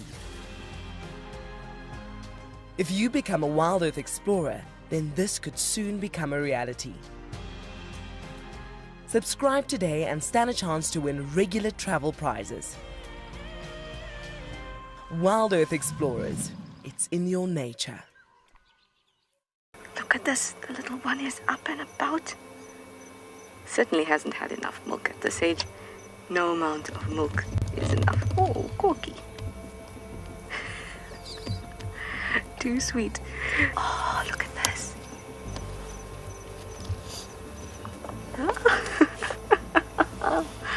That is stunning.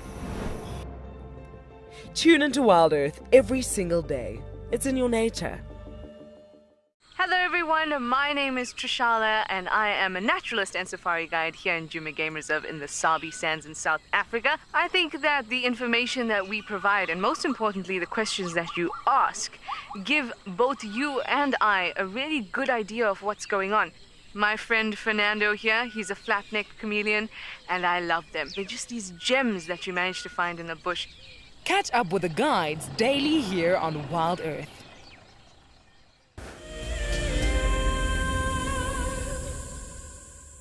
We decided to leave the dam. We're not going to go far, but we just want to walk a little bit down this road just to see if there's anything.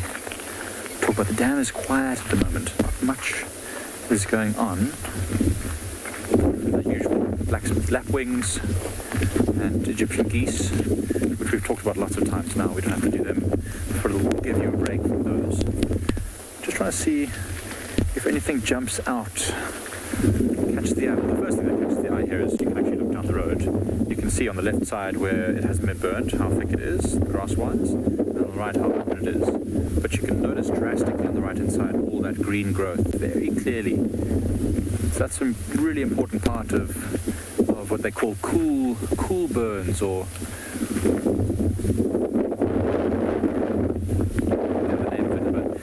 it's not burning the woody material, it just burns the dead grass, opens up the area, allows it to rejuvenate itself. So it's a super important thing, and that's what they've been doing on Pride Lands, doing mosaic burnings just to free up the bush a bit. Apparently the wind is very strong on my microphone. I'm going to try and tuck it into my cap a little bit. If it would help, maybe it will be a bit better.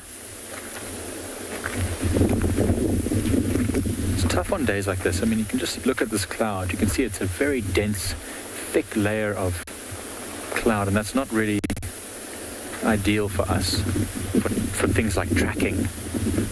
The clouds are moving swiftly across the sky. It's an incredibly strong wind. So the birds are also hiding away from it. We've noticed most of the arthropods are tucked away. Tracks are difficult to come by. So it's one of those days in the bush where you have to work really hard for that golden moment, you know, that special sighting of whatever it is you're looking for. Predators do well on days like this, though. Predators do very well. The antelopes, the prey are not equipped for this kind of environment, for this kind of weather. They have to hide.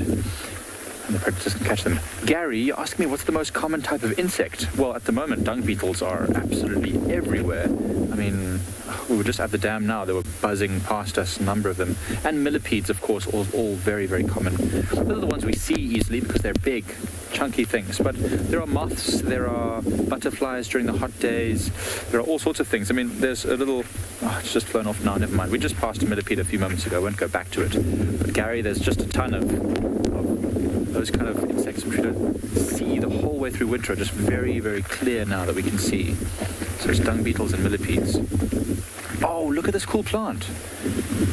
You see it over there, that funny looking plant? That is something we'd never have seen unless there was a bushfire. And check it out, it's completely undamaged by the fire. So cool. This is one of the carrion plants. I think it's a stapelia. I don't know which exact type of stapelia, but this one is not flowering yet. But when it flowers, it's amazing. It has flowers not quite as big as my hand, but huge flowers that sort of bend backwards like this. And they have a really, really bad smell, which is why they're called carrion plants. And they are actually pollinated by flies because of that bad smell. It smells like rotting meat. There's a very famous one, which is one of the largest flowers in the world that really, really stink, rotting flesh. I'm trying to see, there's all sorts of little beetles here. There's another little beetle that I found a second ago. It's not alive anymore, unfortunately. It's one of the tok-tokis, one of the ones that tap their abdomen onto hard ground or on wood or rocks to attract females. But this one has, unfortunately, lost its head. I don't know what happened. It was probably eaten by something. But that's so cool. I would never have known this plant was here.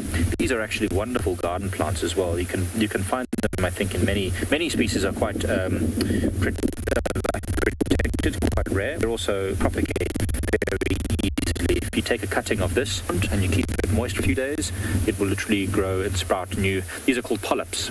See this here? This is called a polyp. That is where they will grow a new one. Apparently our signal is getting unstable, so let's make our way back towards the dam. Oh, I'm so glad we saw that. That is so cool. These are some of my very favorite plant apelias. And with those there are others called clinias. What is that? Oh, look at this thing. Look at this thing. I don't even know what this is. I'm just going to move.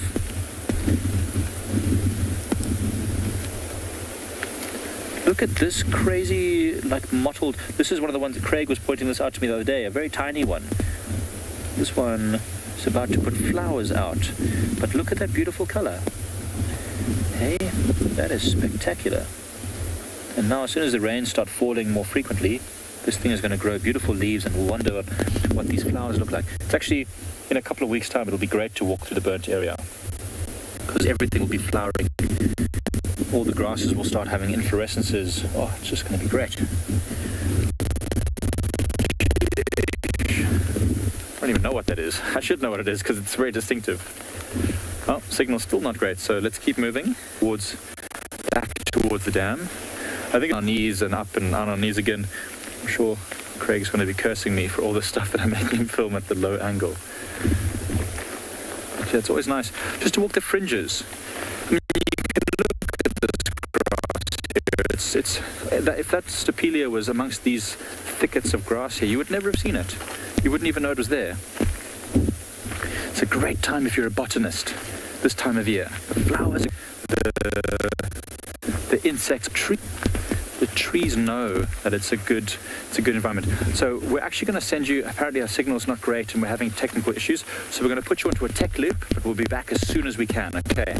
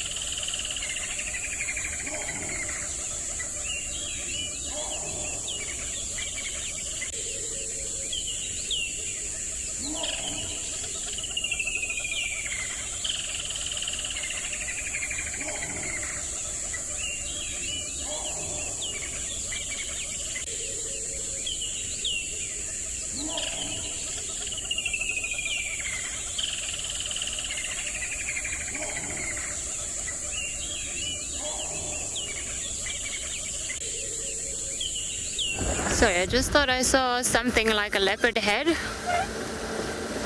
But I think I am imagining creatures where there aren't any creatures.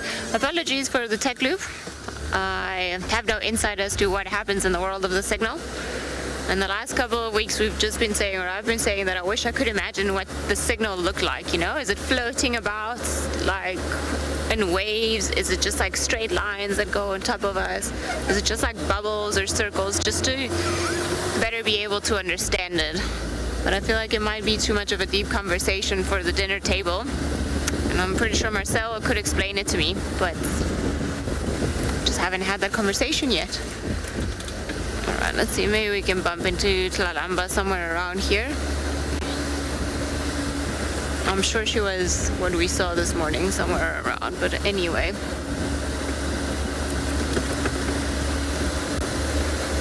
Maybe we'll see some baby impala somewhere.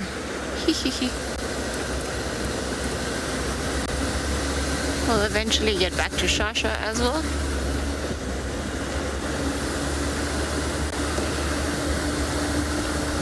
Quite gloomy weather. Not a fan. Everyone's hiding from quarantine. It's a little too cold to be out here in the open area.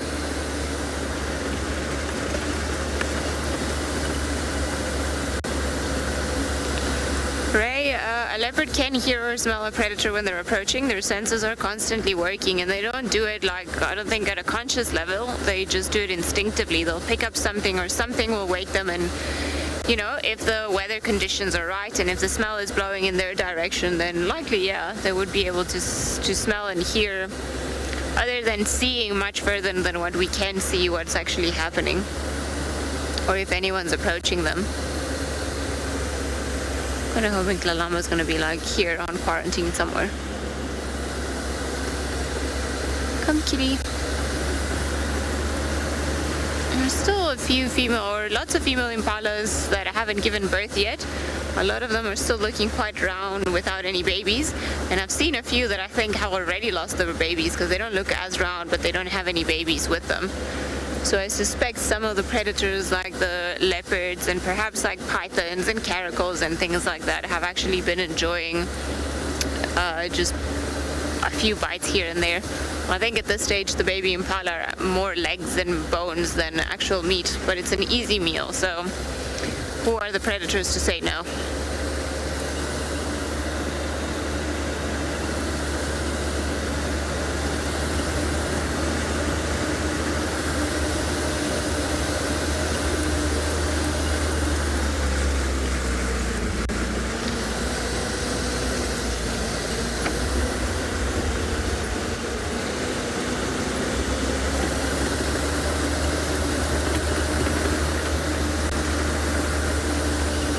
Like Lauren is also on the move, so let's head over to her and find out what she's up to.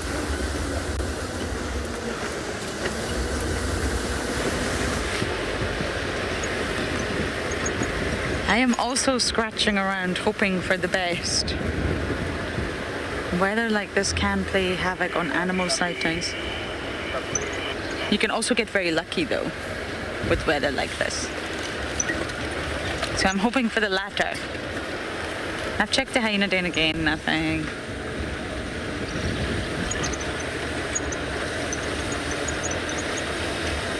But this is actually the drainage line north of the hyena den. And it's quite a lovely drainage line. And that tree that you're about to see, the jackalberry, oh no wait, it's a scotia, was where Tlalamba once had a kill. Grant and Damon were here and we had such an amazing sighting with her up there. That's where Ribbon keeps going in and out of, so it wouldn't surprise me if some of the hyenas were just there. Sleeping. With their nose under their tail, if they have a tail.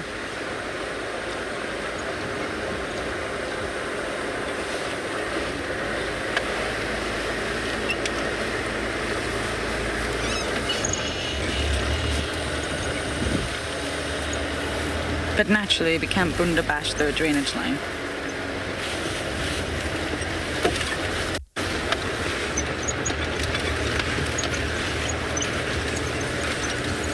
Sonette, absolutely, the bush is unpredictable. Crazy weather right now, really crazy. I'm not sure what kind of night we're in store for, but it does play havoc with trying to find animals naturally. But we shall do our best.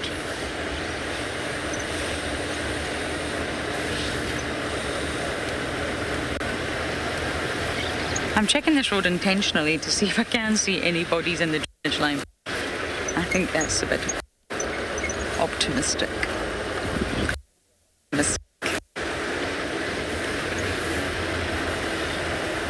We may pop in and see the Inkahumas a little bit later, but naturally it's not actually our property. Or our traverse, should I say. But we may check on that a little bit later if we don't get lucky elsewhere.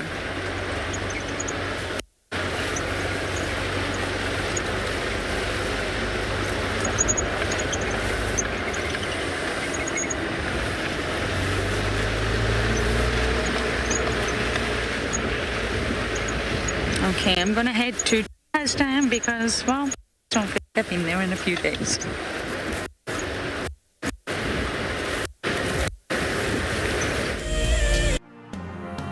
WildEarth turned 14 this year, and as many of you know, we have created a beautiful coffee table book to celebrate our history so far. The book is made up of memorable animal sightings from the last 14 years as chosen by WildEarth viewers from all over the world. And now, we're finally ready to go to print. But before we do, we're opening sales again for a very short time for those people who still want to buy this little piece of WildEarth history. Head over to our website to buy your copy. Once again, thank you to all those who have contributed to make this, we think quite possibly, the best coffee table book ever made.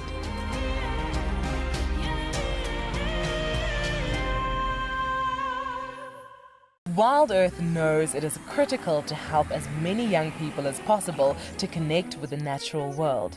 We hope that by bringing the wilderness to our future conservationists, we will inspire a love for nature and perhaps plant a seed which will flourish in the future. Over the years, kids from countries all over the world have joined us on safari. I really enjoyed learning about the leopards and the cubs and how they hunt and live. We got to see different types of antelopes, and we also saw our male lion's tracks. I got to learn about like different types of animals in their natural habitats. It was like we were on a real safari, so it was kind of cool. We got to see a lot of unique animals. That whole safari live video just inspired me to fulfill my dream of becoming a safari guide as well.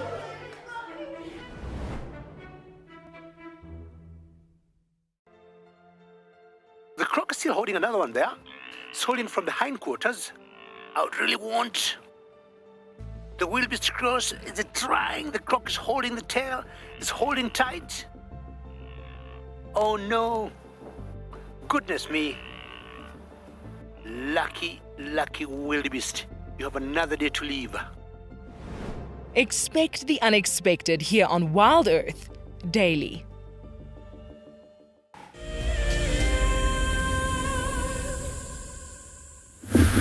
So we're back at the dam. Sorry about all the tech issues that we have had there, but hopefully everything is sorted now. We had a question a bit earlier from Cameron. Cameron was asking what my best sighting at a dam has ever been. And I kind of wondered how I'd answer that, because as any guide who's worked in the bush for a while, you have so many stories. Then I thought, okay, I'll tell my best story from this particular dam, because that narrows it down a bit more. Now, it was about a year ago, maybe a bit longer. I remember I wasn't on WildEarth. I was training at that time, or I was doing something. I wasn't on the live show, and students were just arriving in the camp, and we ushered them to the dam's edge here because we saw there were some elephants coming down to drink. So all the students literally just arrived, still with their bags, haven't even unpacked their cameras. And there's a herd of elephants here at Unforgettable Dam coming down to drink. And these elephants left, and we said, oh, amazing, you know, you'll get used to it. Elephants come here quite frequently. And then a herd of buffalo arrived from the opposite side of the dam, and there were a lot. There was 80 to 100 buffaloes, and then they were blown away. 2 of the big 5, like at the dam at one go. It's unbelievable. And the buffaloes started to act a little strange. Once they were in the water, they started to look around and act funny. And I said to the students, you know, there has been a lioness around here. It was Lagatha. For those of you who've been watching for a while, you'll remember Lagatha, the single lioness. And I tell you, no, not 1 minute later, then Lagatha appeared on the scene, walking from that end of the dam that Craig is filming now. She came sauntering along, and the buffaloes freaked out. They all ran off, and Lagatha came to drink at the dam and laid down by those dead, fallen branches at the back there. So now the students are sitting here. They've just seen 3 of the big 5, and they haven't even unpacked their bags yet. And it wasn't even over, because at that time, female leopard had also had her 2 youngsters who were about 6 months old at the time. And Lagatha was lying on that side of the dam, and Pixie Pan female came over this side of the dam and drank here by these fallen logs just behind the dead leadwood. So she and her 2 cubs were drinking. There was a lion over there. Buffaloes had just moved off, and elephants had left. 4 of the big 5 had arrived within the first half an hour of these students being in camp. I tell you what, they must have thought that the bush was like this every day, and it's certainly not. That was really one of the once-in-a-lifetime moments that they were so fortunate, and I was so fortunate to share with them.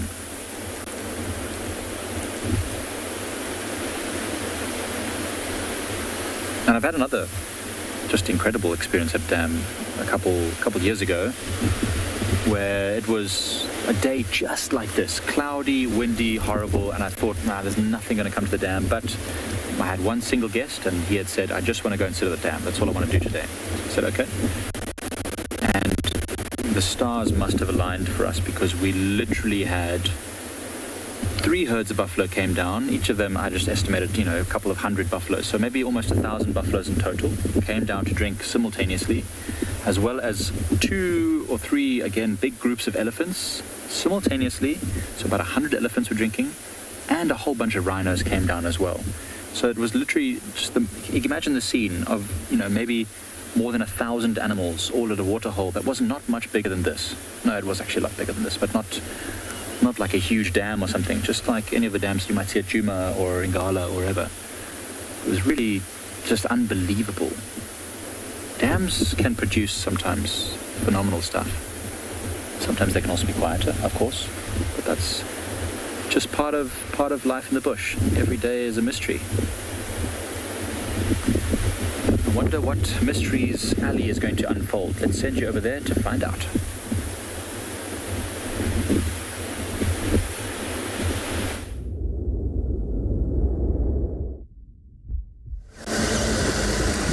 What tree I'm gonna find out today? Mystery. Oh, mystery. I was like, what tree? I was very confused. Sorry, thanks, Owen. I don't know, there are plenty of mysteries and they always seem to go around me. Not that I'm a fan of always being involved in mysteries. I like, oh, hello elephant. I like elephants. I like things as they are. Hello, youngster. Oh. Seems like there are 2, maybe the 2 young boys, and the rest of the herd has just carried on going, because I can hear some of them feeding in the distance. But as we know, the young boys like to stay behind and do their own thing. There's another youngster.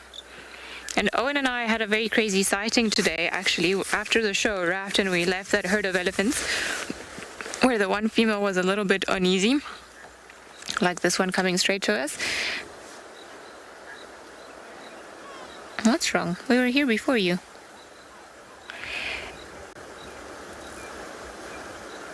Just want to keep an eye out on her. The wind makes a lot of animals unhappy.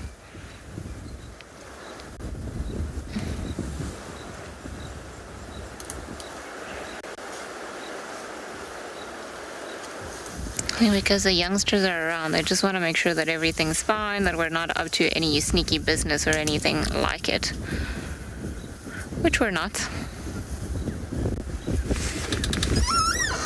But I do think I'm going to get out of the way.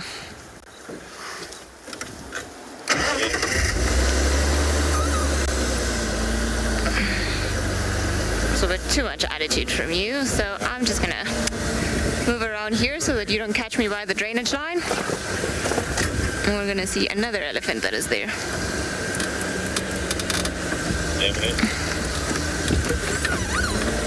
Here we go.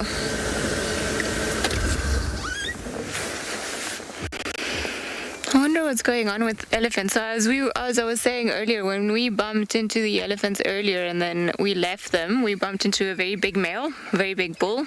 Perhaps the bull was after the females, causing a bit of annoyance to them. Oh, well, that's beautiful. And then we found two youngsters that were, the one was displaying some dominance, but we couldn't really see the shape of the bodies, and then the one started to try and mate the other one, and we thought maybe we had elephants mating, but it turns out there was actually a young bull trying to dominate the other one. So we had quite an interesting elephant sighting after we left you guys, to say the least. I actually got a few photos, but they're all iPhone photos. I wonder why this female was with the attitude like that.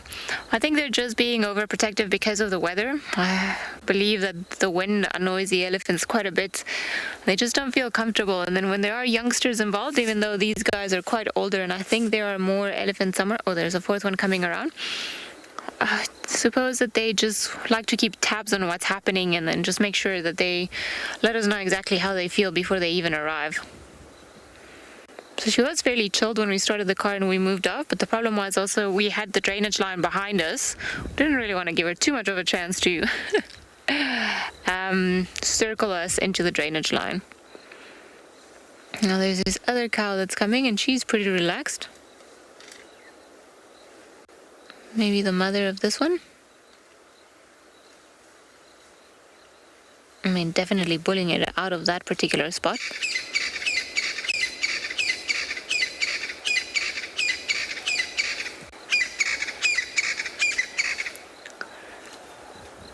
The crested pangolin, if you were wondering what was making that noise.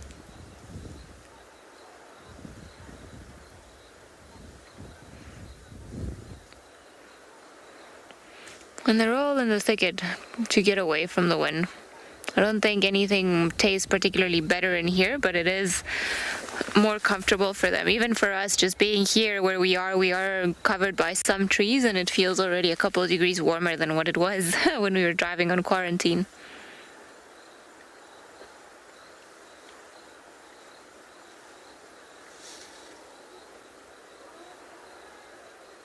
You can hear more elephants trumpeting in the distance.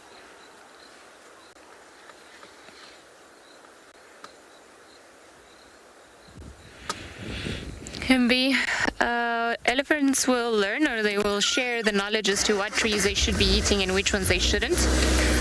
But for an animal as big as an elephant, there aren't any trees here that I can think of that if they eat enough of, they'll die. I think they might just give them a bit of a runny tummy, but that's about it.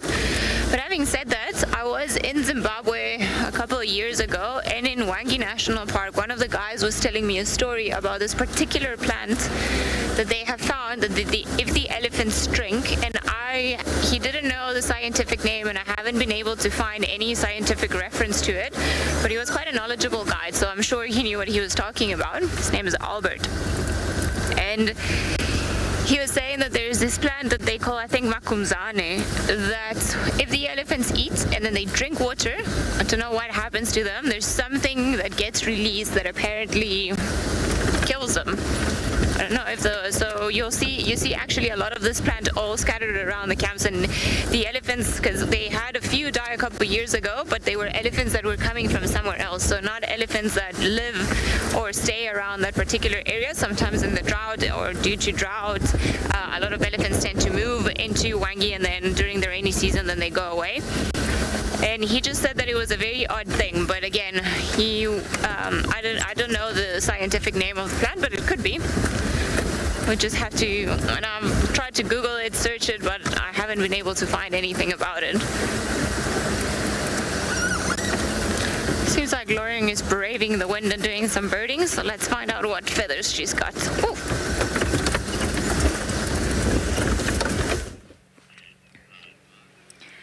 We've got a rather hilarious view of a tawny eagle. It looks a bit naked. I feel like we should censor this guy. You can see his little legs. It looks funny when you can see their legs. But we've just arrived south of Twin Dams, near Treehouse Dam. And there are lots of vultures around, and this tawny. And I'm wondering, has something happened here, or is it just a case of a sort of impala lamb? Unfortunately, right now, there are lots of aerial predators and scavengers on impala lambs. I don't know. I'm going to scratch around. But it's just so nice to see this guy's little white legs. If only you guys could tell us what was going on.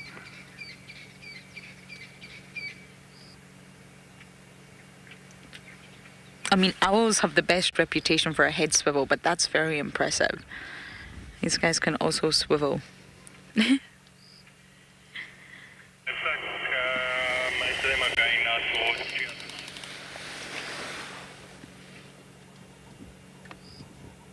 Now, not only do they find sort of food themselves, they follow each other. A tawny understands exactly what a battalier means. A battalier understands exactly what a vulture means. They follow each other. I can see you.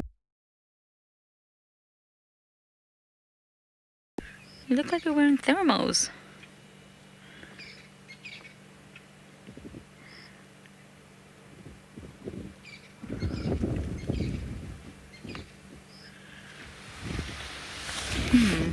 It's in that drainage line, but luckily that drainage line is quite accessible.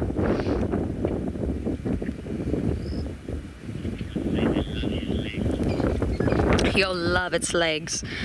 Me too. It's very sweet. I love birds. I've really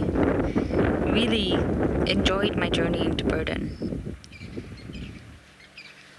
And all the sort of chicks that we followed and all the other wonderful things. It's been so...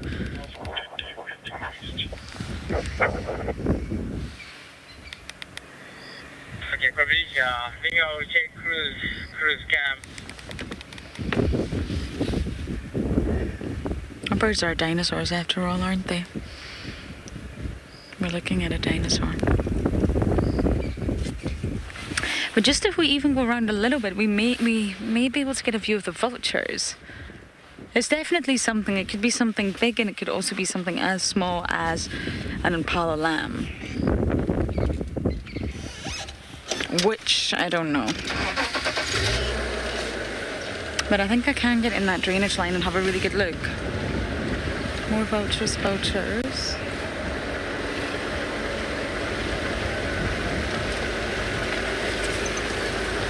God, yes, so many new stories. I do hope you can continue to follow Twiglet. Please tell me you guys know what twiglets are. I really hope you do. But I really hope I can see lots of wonderful images of Twiglet growing up, and I hope it's successful. And I will miss Missy's wig dearly. She's become such a feature in my everyday existence out here. Missy's wig.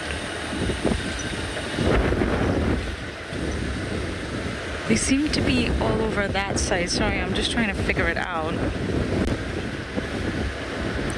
One vulture, I wouldn't be suspicious, but a lot of vultures, it's telling you something.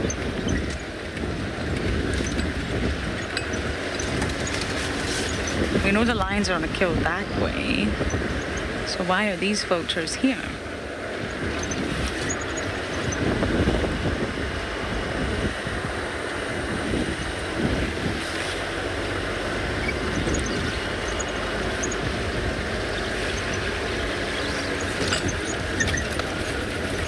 I might have to loop all the way around to get in, but we'll definitely go in and see what's happening.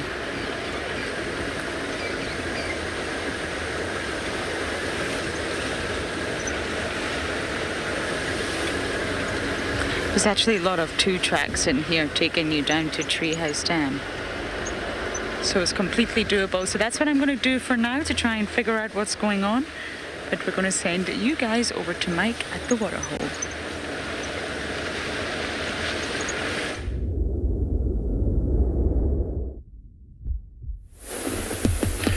I have, in my stumbling and bumbling about on this clay, discovered this frog. It was escaping from me, but now it's sat itself in a small depression, hoping to remain unseen. This is a plain grass frog. It's a very simple name, plain grass frog. The grass frogs are all having a very similar body shape. I don't know if you can see it from... Oh, and there it goes, hiding away into the depression. You can actually... Oh, there it goes. It's running from us. Just in here. Just in there. There you go. Oh, the grass frogs are all having a very distinctive characteristic, is that they're incredibly good jumpers. They can jump super far. Oh, there it goes again. Now you can see it sitting in the open there.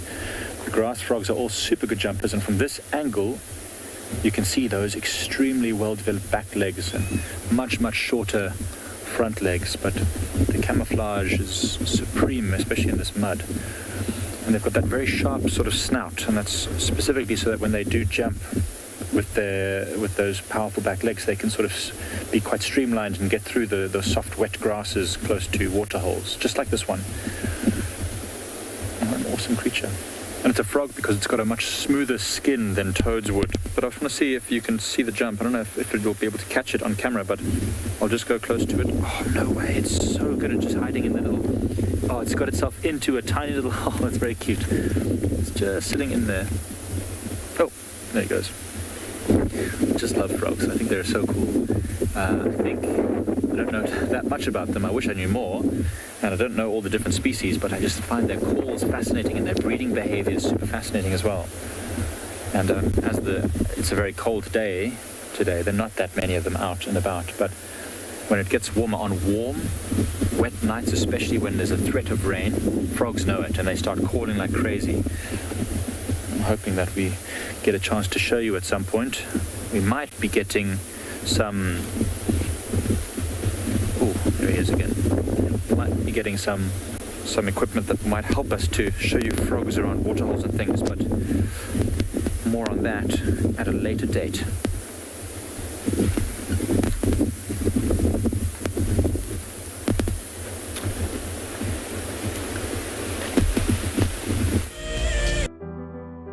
Recently, WildEarth viewers around the world experienced the birth of a brand new hippo. Oh, look at the way it's walking.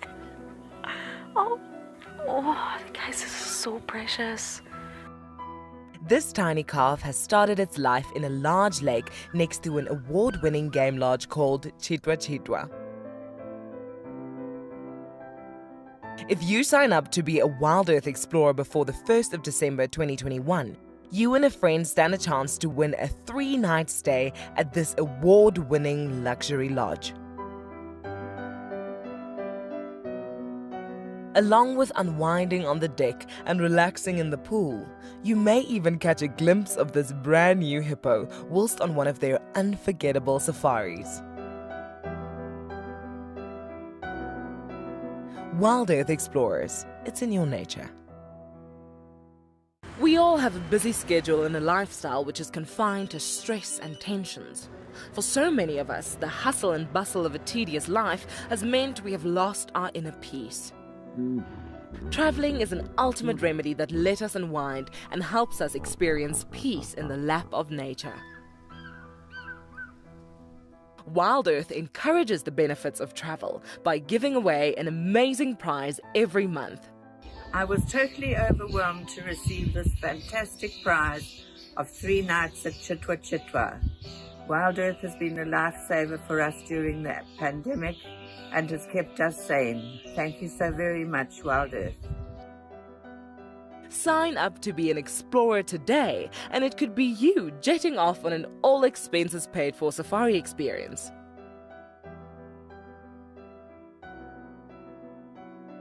WildEarth Explorers, it's in your nature.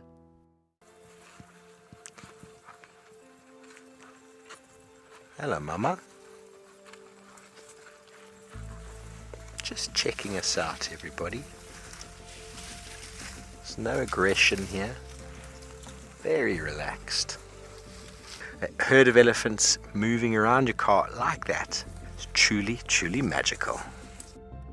Tune into WildEarth every single day. It's in your nature.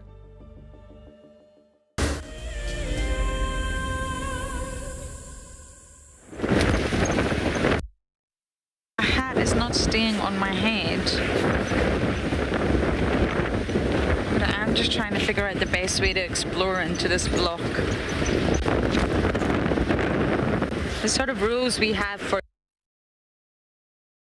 are any signs that something could be there. So vultures, tracks going in, alarm calls, or audio of predator. Lion audio, leopard audio.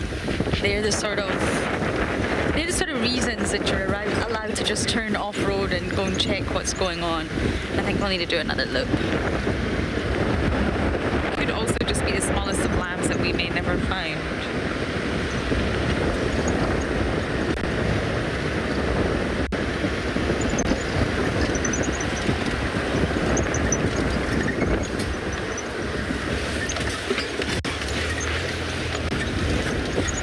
But let me get around again, and once we get in, we'll go and see if anything's happening, and then I'll do my look to the hyena den once again. I was feeling positive about seeing Ribbon there last night, but I'm not sure anymore. I'm positive about seeing Ribbon, but the den, I'm not sure.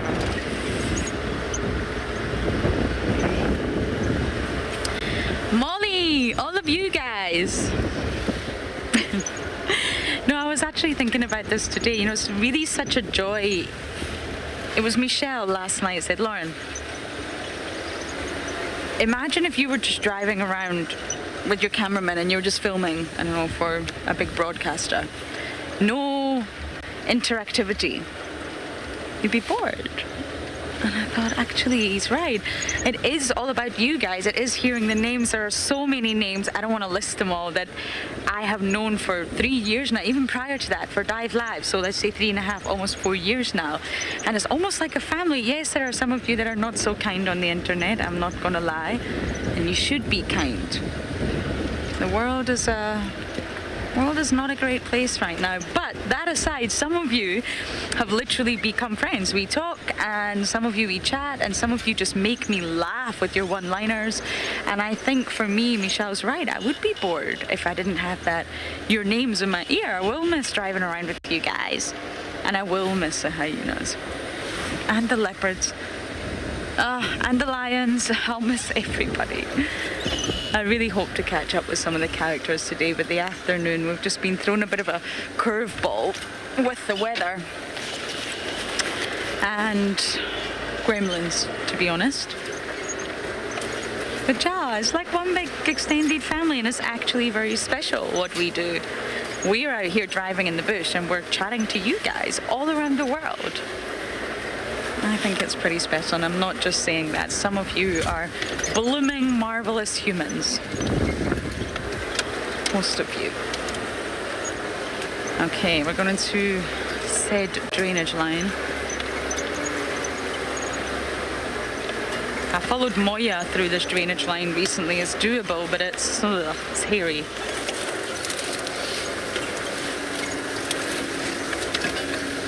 Doable, but hairy. You've got to love that description.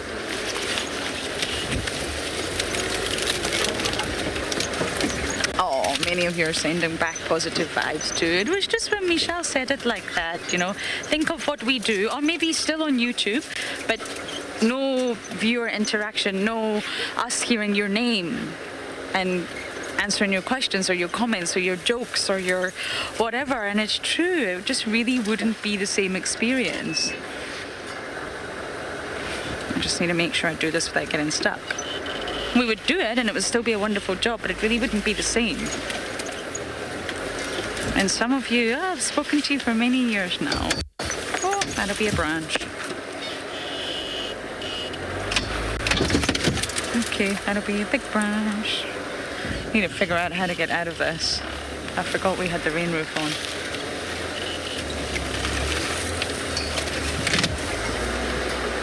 There's the path I want to take. Just need to figure out how to get onto that path.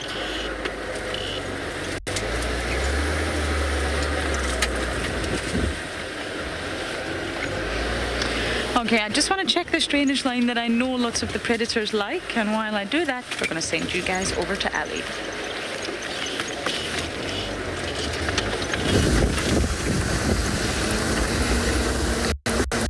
Well, hopefully there will be something at the bottom of the drainage line. We've just come into the sort of southern eastern corner of Djuma on our bumble. Actually, very little, to be honest. I think everything is just hiding. Don't know.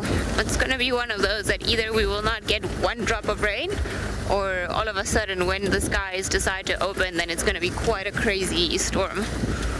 Don't yet know which one it is, because ahead of us towards the east is looking a little bit more open, but in the northwest it just keeps gathering darkness and more clouds, and the clouds look fairly heavy with rain, so suppose we'll find out overnight.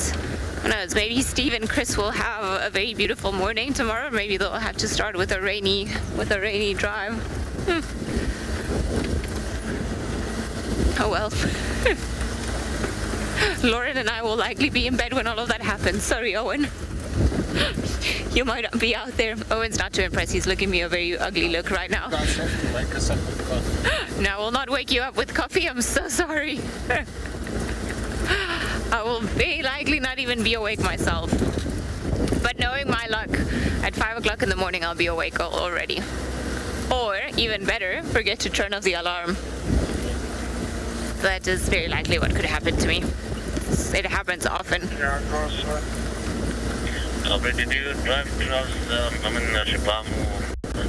the things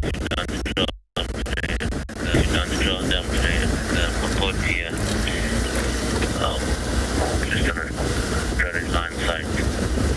I don't know what's going on here.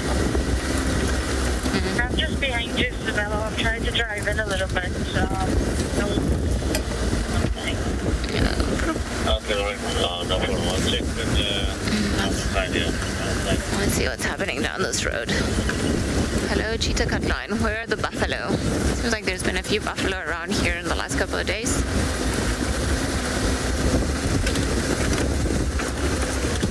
That's just a female impala that ran away, so we're not gonna try and keep up with her. She got a fright and ran.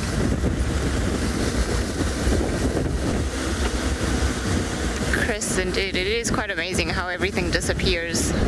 I mean, even the mountains have disappeared. Can't even see the Drakensberg Mountains now. They're just covered in this very thick cloud cover. Oh well. I don't know. I think the weather will hold until the end of drive. But maybe tonight we're gonna have quite a downpour.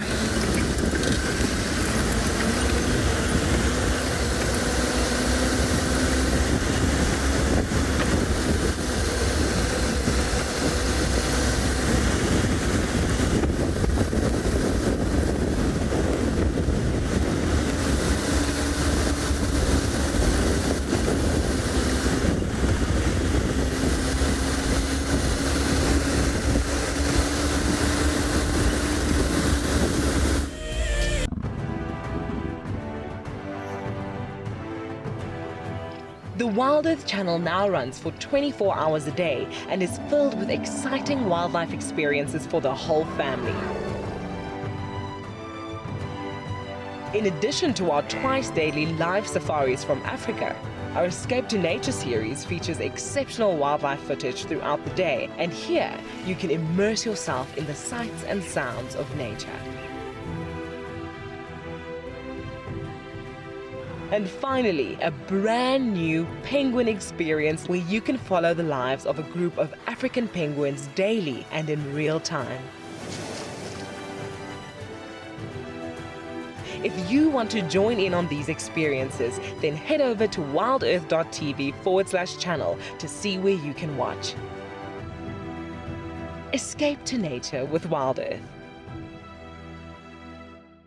The Mara Triangle is a jewel in the Kenyan conservation crown, and thanks to the dedication of the Mara Conservancy, it thrives as one of Earth's greatest national treasures. We have been experiencing a reduction in the whale snails that we collect on a monthly basis, and this is basically attributed to our intense patrols. Over the years, this courageous team of anti-poachers has reduced poaching to almost zero. Mimi naitwa Stephen Olereso. Nimefanya kazi miaka 16 sasa. Kuanzia miaka 2002.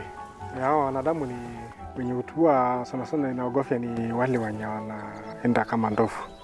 Wanatumia kama bunduki. Sasa hiyo ndio huwa inakuanga hatari sana sana kwa sisi. As a result of the global pandemic and the massive reduction in tourist revenue, the Mara Triangle is facing a financial crisis. They need your help if they are to continue their ability to protect this magical land.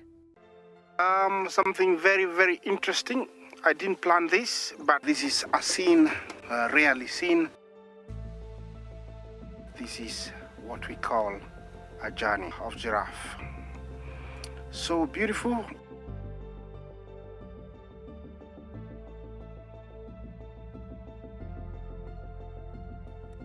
Tune into WildEarth every single day. It's in your nature.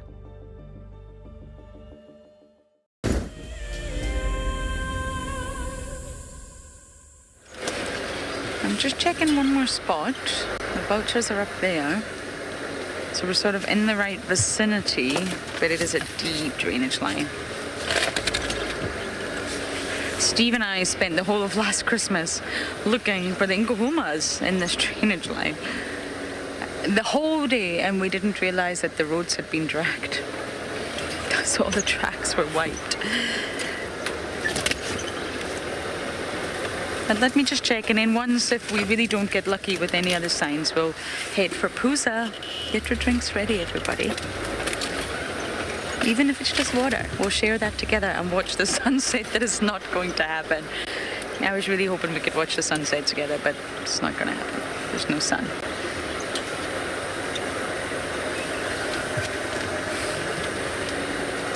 Can you get those vultures, Darren?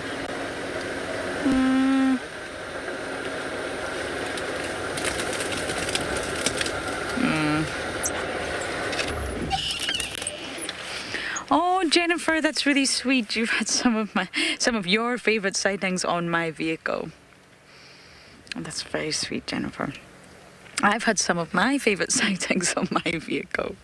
Sorry about the rain roof, everyone. It's almost impossible for the cameraman to shoot up. Leopard in a tree. Birds. But the whitebacks are there. Oh, I've had some of the most incredible sightings. And who knows about next year? Never say never. But I've been very, very lucky. And my favorite thing is to follow stories.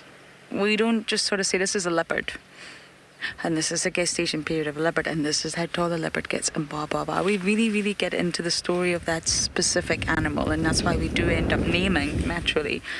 And that's another controversial debate, but it's a really interesting one because for some reason giving an animal a name brings out such a different response in humans than it does if I was just to say, hey, this is a whiteback vulture. But if I say, guys, this is Jimmy, and he looks a bit grumpy, but he's actually a really nice guy. He loves whiskey on the rocks, and he's 10 years old. You would say, oh my goodness, this is Jimmy. We also like Jimmy.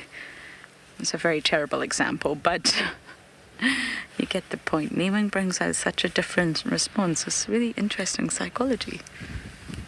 Right, we're losing light. I've got a Pusa stop to make happen, and I'm in a drainage line. So let's roll, Daza.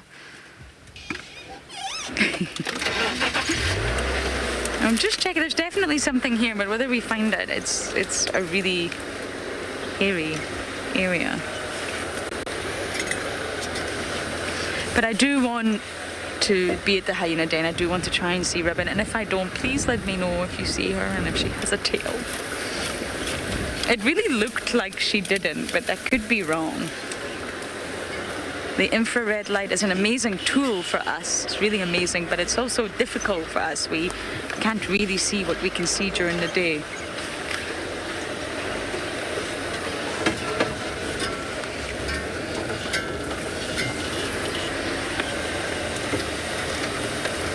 I'm also trying to smell right now.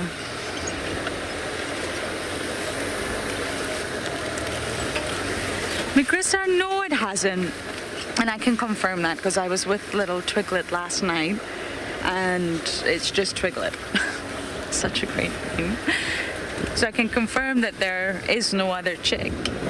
And I really couldn't see any signs of the egg. So I have a funny feeling it would just sort of go off and start to rot. It would start to decay if it's not going to hatch. And Missy's wig would get rid of it. She would either kick it off with her beak or her legs. And then something will come along and most likely eat it. So I have a funny feeling we're not going to have another chick. And Twiglet's already looking pretty big.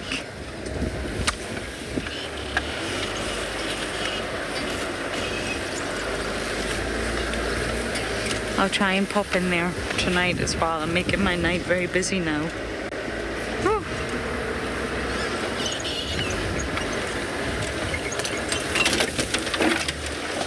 I think this block is a little bit too hairy to go any further. There's definitely something on there.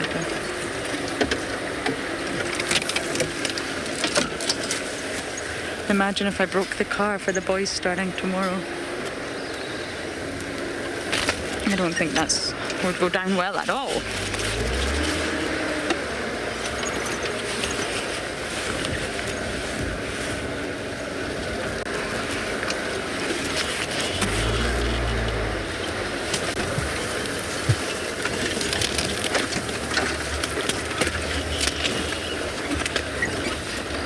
Okay, I'm gonna make my way out of this block. Still search though.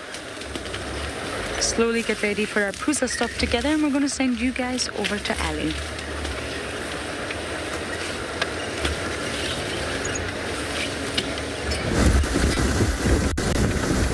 Well, I feel a little bit sorry that Lauren's not gonna have too much of a sunset because normally a puzzle stop is with a sunset, but you know, you make do with what you've got. So hopefully some animals and a lot of viewers are gonna join in and having a puzzle spot with her. We're slowly gonna go have a leopard spot. As I said, we're still far, but we're making our way in that general direction. So, getting there. Slowly but surely.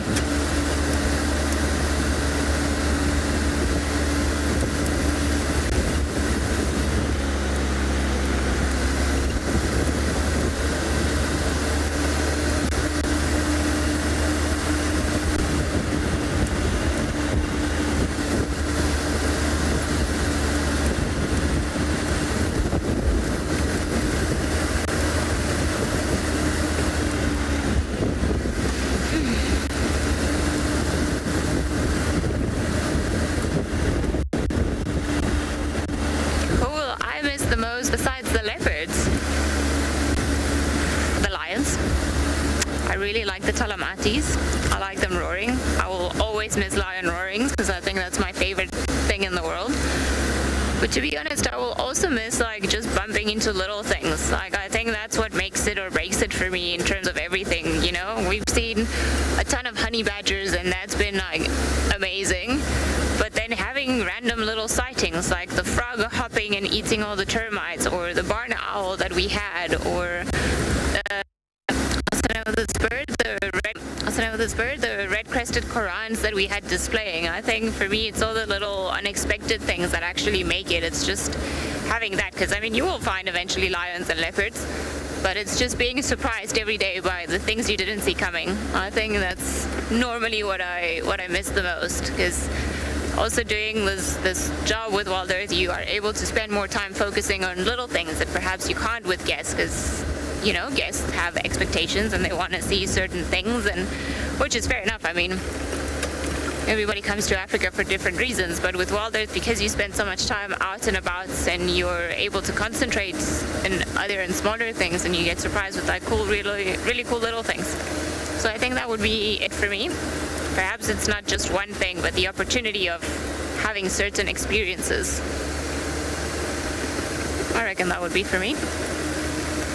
I will not miss, however, the bad weather. I will not miss getting wet, being cold. I will be very happy be tomorrow having hot chocolate at home. Potentially. Watch, tomorrow it'll be so hot we won't need any hot chocolate, but I feel like that might be the case.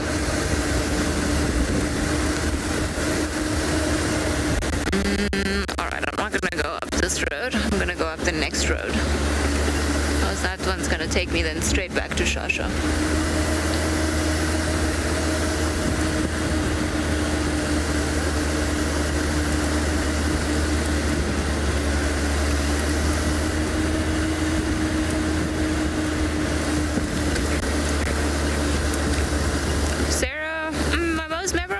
With WildEarth.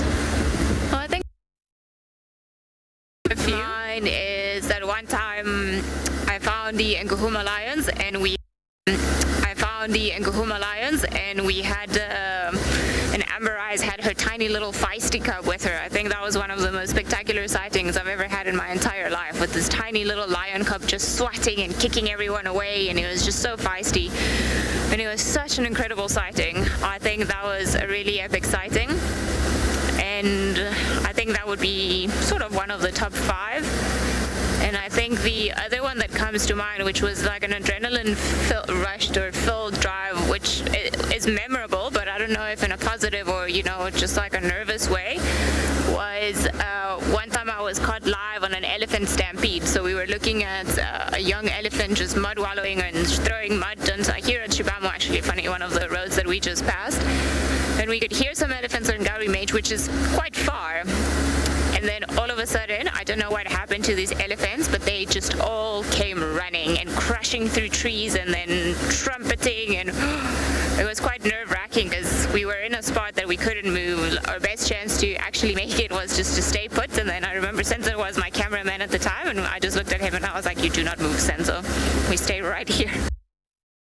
And then luckily, you know, a few of the elephants came around and then they saw us and they kind of, you know, opened their ears and looked at us, and then they just carried on running. To this day, I don't know what spooked them, because I don't know if it was a car that annoyed them, if there were wild dogs around, don't know what it was.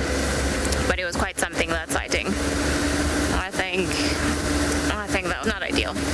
But I remember those 2 sightings very well. I'm sure there are other things that I've enjoyed immensely, but that's all that my memory can think of. I think those are the 2. And I remember when Ntima, the hyena, was a cub. Oh, goodness. I tried really hard. I went into that den day after day after day because I just wanted to see her, but every time I went, she wasn't around. And I remember the first time when I eventually saw her, I was so excited. I was like, yes, finally. That was very exciting. But yeah, I think those would be funny enough on this road. I think maybe, like, I'm gonna go down memory lane deeply now, but on this road, I remember I was learning roads for WildEarth, and Tristan and I were out here, and then we spotted Shadow, Dundee's sister, and the cub that ended up being not Barbara. And it was such a cool sighting, and James, I remember, was going to be on drive, so they asked us to stay with Shadow and the cub just in case they moved. And then Tristan and I had to tuck ourselves into a little tree, and then we spent about 2 hours under a tree just hiding, watching this leopard and the cub play. It was pretty cool. It was a very, very nice moment, that one too. So lots of cool sightings all around. I wish Tlalamba would have called out her cubs and showed them to us. That would have been prize number 1. But anyway, I'm sure things have a rhythm. We just have to respect that rhythm. What was the radio saying? I was being too philosophical. I didn't hear the radio.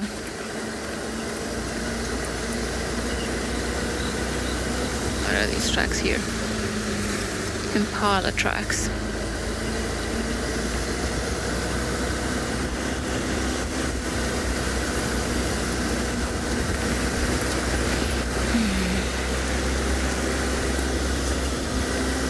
Are there any stations with Shasha?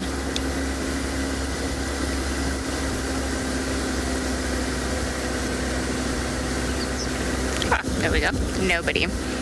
Djuma feels pretty empty today.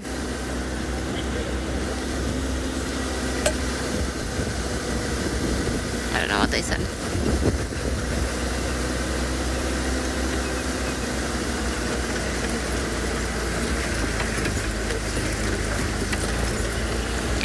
Listen, I'll probably will say goodbye to Dark Mane, although I suspect I'll see him as we do conduct a number of private guided safaris to this area. So I'm not too worried. I'm sure I'll see him at some stage. Sorry, there's just a car in front of us, and I've nearly I'm gonna park here so you can come.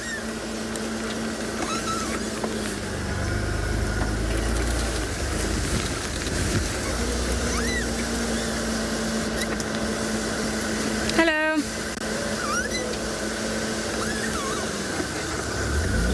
Alrighty. Sorry, we just had to make space for somebody to come through. Don't know if they'd just come from the leopard sighting. They didn't look too worried. Maybe he's still asleep in the same spot.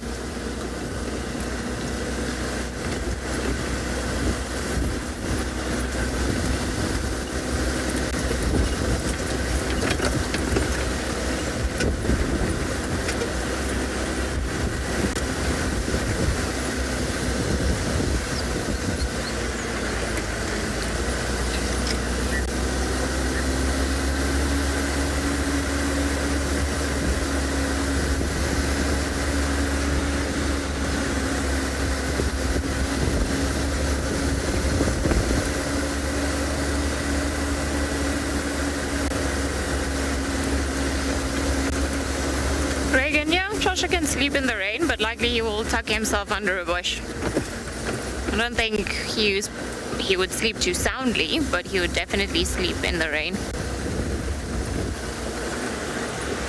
The rain makes everyone sleepy, even the humans.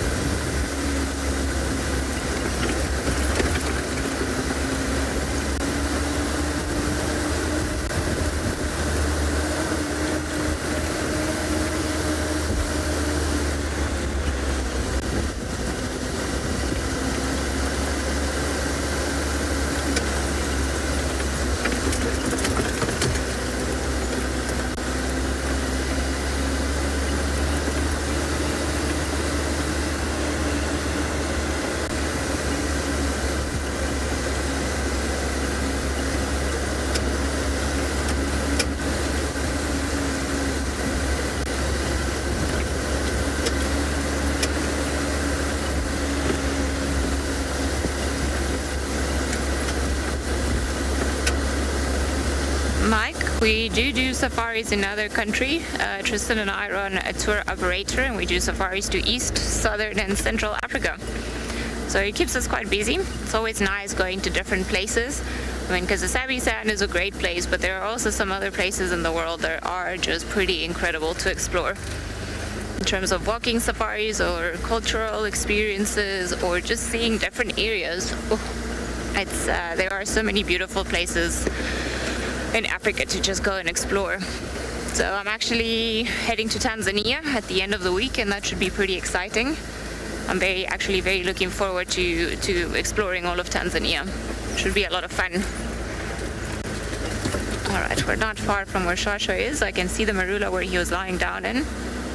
Ah, I can see him in a tree. Okay, so he's up. I don't know how we're going to maneuver this with the roof. So just please be patient with us while we figure it out. I don't know if we're gonna have to stay like pretty far. Like, but down there or up here? Yeah. Okay. Oh, you want me to go in there? Okay.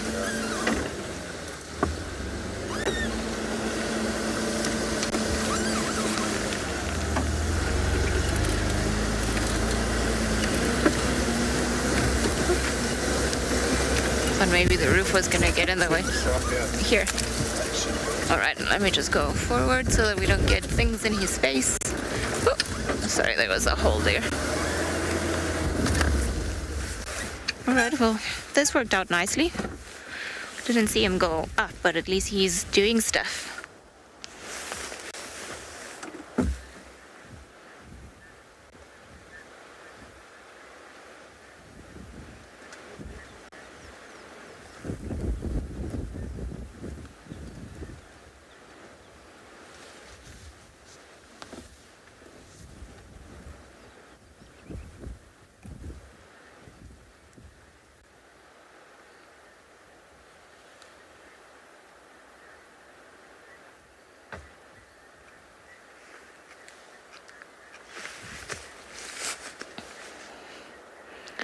can't believe how much meat there is left, and he's definitely not wasting, not even a little bit of it. Seems like he's just eating the thighs now. Oh no, it's actually a leg. I thought maybe it was a thigh, but I don't think there's a lot of meat in there, but obviously he had to work really hard for this meal, so he's not going to let any of it go to waste.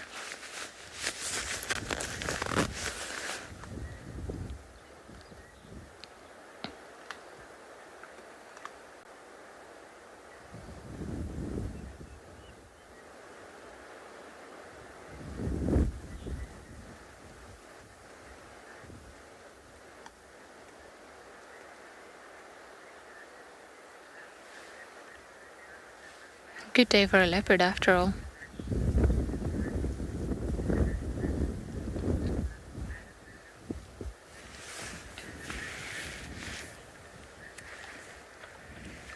Colin, you're saying what an exciting sight.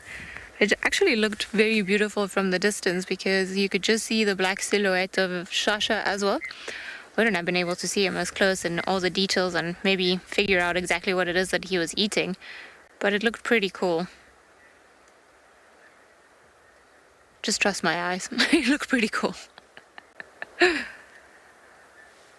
just a big dark patch, and I think about it, if we were to drive in, we probably wouldn't even see him because it's quite dark all around us, and he's just a dark creature in a dark tree, so wouldn't have been able to find him or to spot him as easily.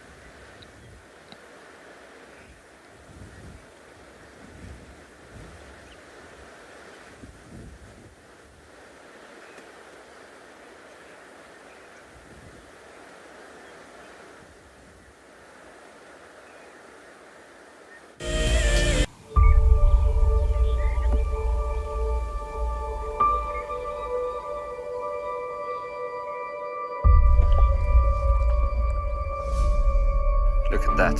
It's amazing.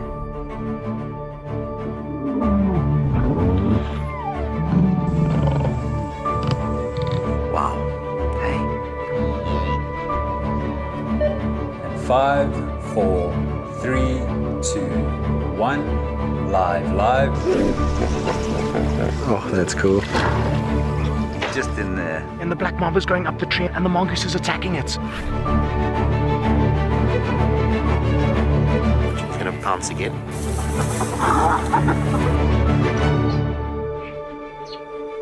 Sure, you can all agree with me. It's not a bad start to our Wednesday morning.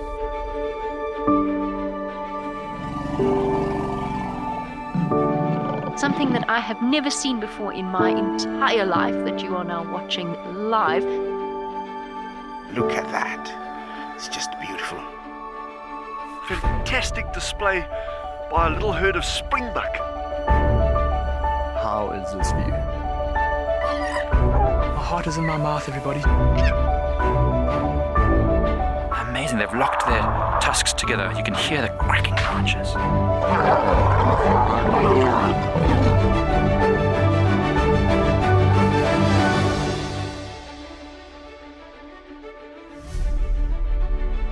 It is so incredible to spend this time so close to an African penguin, and it's completely unfazed by my presence whatsoever. How insane is that animal?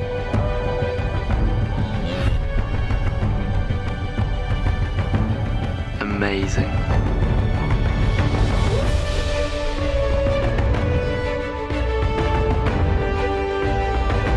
Hey. Awesome. It is fantastic to watch. Well, now we've got a tug of war between mom and daughter, look. I'm just at a loss for words. That's just incredible to see that.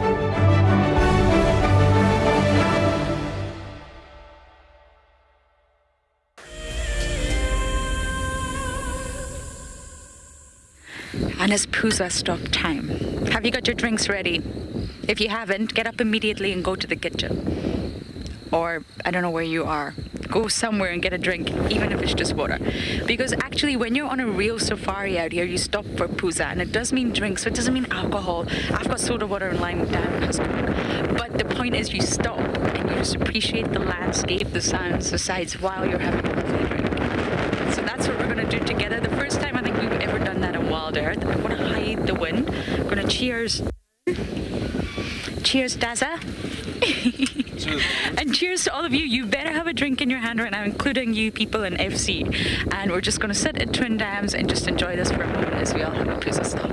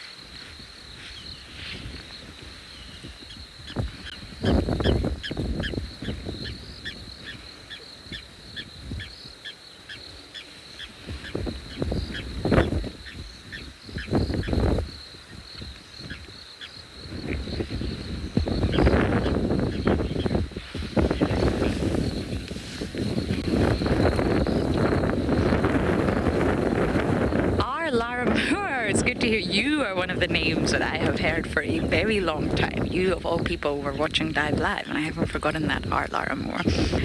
And yes, I will wear this lovely hat, although it's a little bit destructive to the microphone. But I'm only going to Scotland for a little while. I'll definitely 100% be back in South Africa. Without a doubt, I will be back in South Africa.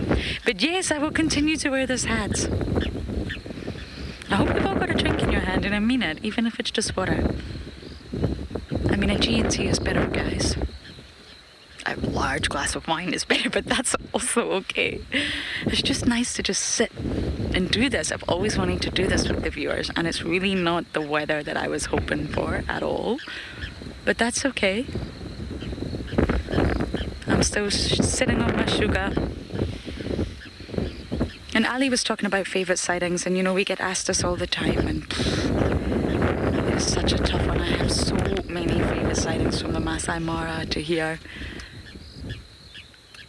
It's almost impossible to pick out one.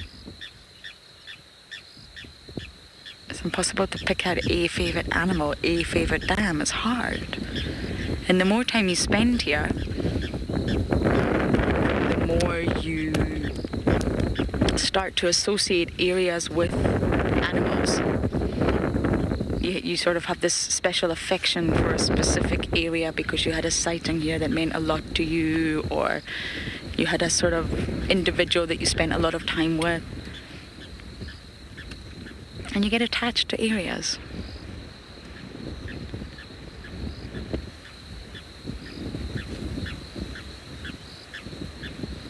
And of course you must keep me up to date with the Djuma clan. Such a frustrating time to be going. It will all settle and the answers will all be revealed, but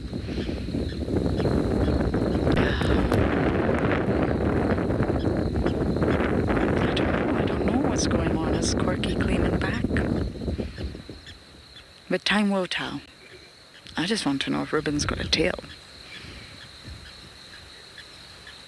That's the only thing on my mind.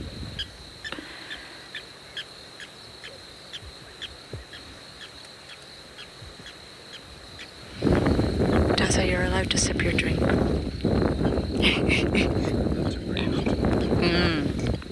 He doesn't want the camera to move.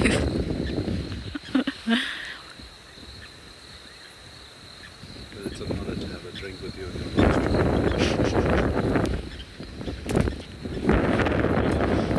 Thank you everyone for spending time. So it's not a sunset. It's also really not that great weather at all, but it's something I've always wanted to do. So cheers.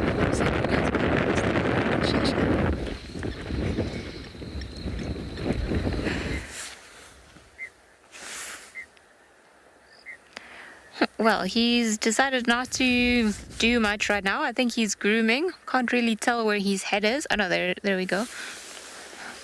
He is grooming and he's just resting in the fork of the tree. So at least he's grooming on top of the tree, which is more than what he was doing earlier on. And I suspect maybe he'll come down. I mean, he should go for water. One can only hope, but not sure at this stage. He's been pretty chilled.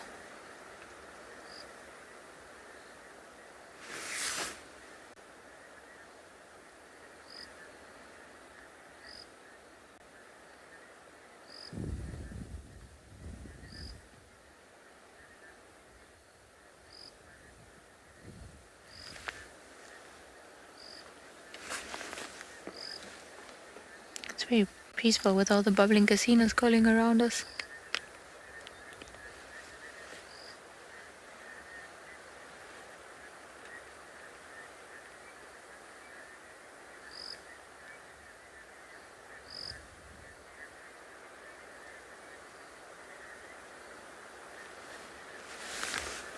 It looks quite creepy when the eyes shine like that, doesn't he? Using the tree as a vantage point. Well done. Maybe you'll spot some more impala from up there.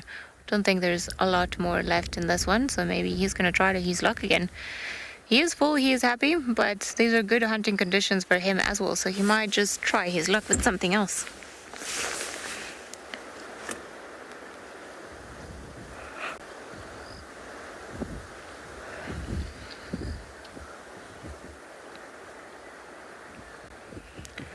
Lucy, he was eating some of the leg bones earlier. They won't eat as much bone as perhaps a hyena will do in their diet, but they still need the calcium, so they'll chew the bones a little bit, and they'll obviously swallow little pieces of bone, but they won't actively eat all of the bones.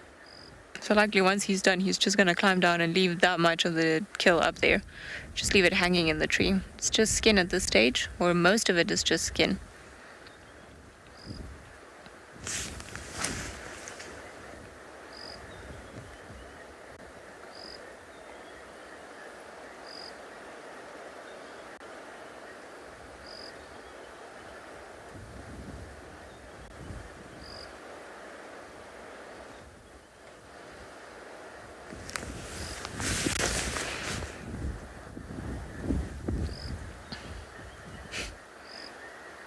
Just sneaking on the one side.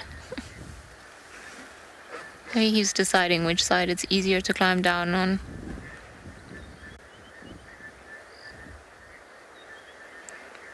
Pretty. I think Shasha's are my top characters. I've certainly enjoyed having him around in the last 2 stints, and I find him a very beautiful boy. Oh, there he goes, going down.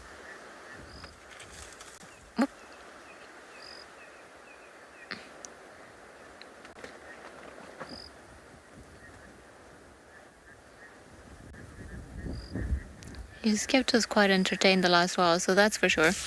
And he's a very pretty individual. He's a pretty leopard. I think he's prettier than Simba. I've only seen Simba once, but between Shasha and Simba, I think Shasha it's a better looking cat. Not that Simba's ugly, I just find Shasha nicer. Which side are you gonna go?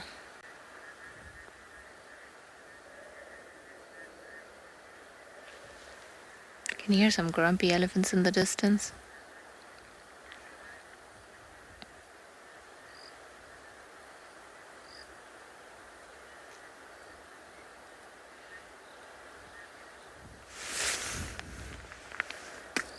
Okay, well, let me just follow him a little bit, see where he goes. I suspect he's just gonna lie down there, but just in case, we'll reposition the car and keep up with him. Oop, sorry, I forgot there's another hole coming.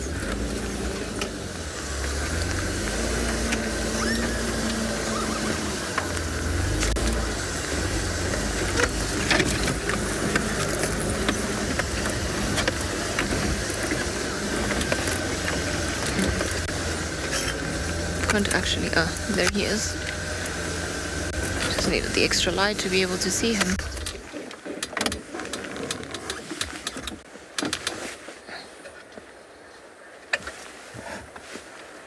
Seems to just be pondering on what to do.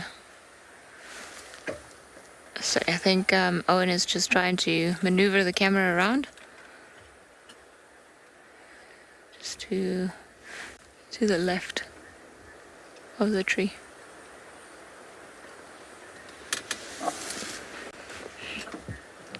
And that's where the stomach contents fell, so that's what he's busy sniffing. I don't know if he's gonna try and maybe have another bite there. Darkmane was also sniffing there.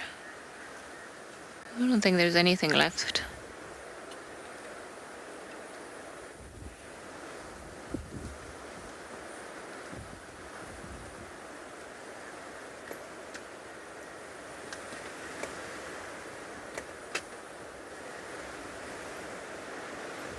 May see leopards often walk through camp, and not just this camp, like in many places. The amount of leopards that have been born under like decks of lodges or that come and drink from pools and things like that, they feel pretty comfortable around humans if they're fairly habituated to humans, or if they live in a game reserve where there's a lot of ecotourism. But often we've woken up and then we can see tracks of leopards that have just either gone across the car park or have moved. Sorry, I don't know if I parked in the wrong place with that pole in the middle there. I did 100% put it in the middle. Sorry. Let me just go forward.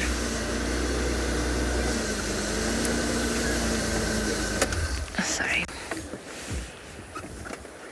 He's looking quite alert. I'm not sure what there is in the distance. Don't know if he's just scanning the area, if he just once he's decided he wants to leave the kill, and then he's just making sure that there isn't anything around him. As we say, the weather conditions are not great for prey species because they can't detect a lot of things coming, but also predators, especially young predators that are still susceptible to the violence of dominant males. So I've got to be careful because who knows, Mulwati or tortoisespan might be coming in this direction. If the wind is not blowing in the right direction, he might not be able to hear or see them, or smell them.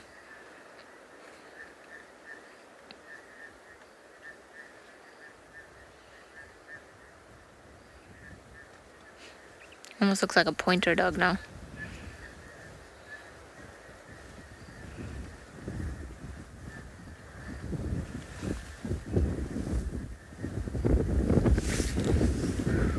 Having trouble seeing him. I think he's just stopped there, hasn't he? Yeah. Just gonna give him a second to just decide where he's gonna go, because he might just walk in front of the car and then carry on going north. We might just go somewhere else, so we're gonna not get in his way. We're just gonna allow him enough time to choose what he wants to do.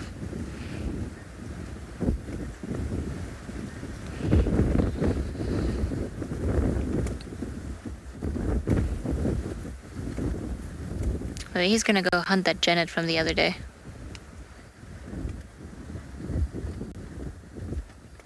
he's definitely looking at something, or there's something in that general direction that's keeping him a bit on edge. You see the tail is being kept down. He's alert. He's looking. He's scanning.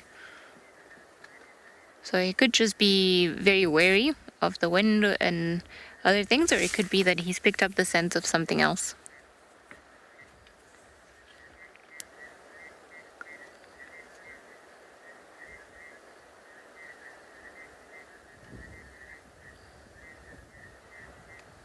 The Djuma mound where he's been lying in is just in front of where he's going, so I was kind of hoping that he was going to go up there, but maybe not today. I might just go forward, otherwise I will lose him because I won't be able to see him with my own eyes.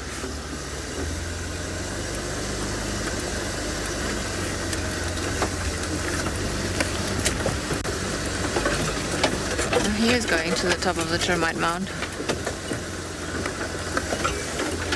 I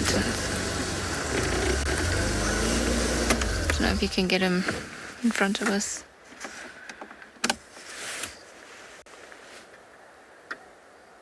I don't know if he's hunting something in there. Oh, no. Okay, he just wanted the throne.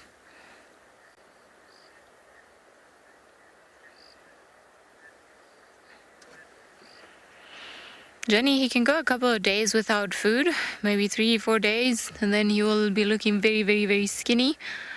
But hopefully, all is in place for him not to have to go hungry before then. But even tonight, if a good opportunity presents itself, he's not looking incredibly full, but he's looking quite happy. So if he gets it right, he might be able to try today. But obviously he's enjoyed this termite mound the last couple of days because he was here yesterday as well when Darkmane was just at the bottom of the tree and he was just spying Darkmane through here. So I think maybe this is a good spot for him. Maybe he likes it being up there, surveying his kingdom. Although a bit of an optimistic kingdom because he's not yet a territorial male in this area.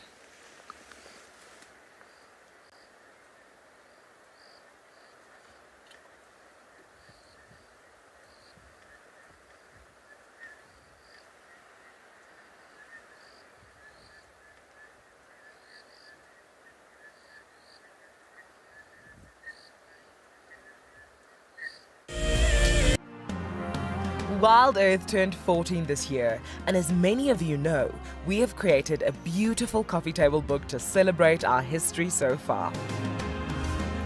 The book is made up of memorable animal sightings from the last 14 years as chosen by WildEarth viewers from all over the world. And now, we're finally ready to go to print. But before we do, we're opening sales again for a very short time for those people who still want to buy this little piece of WildEarth history. Head over to our website to buy your copy.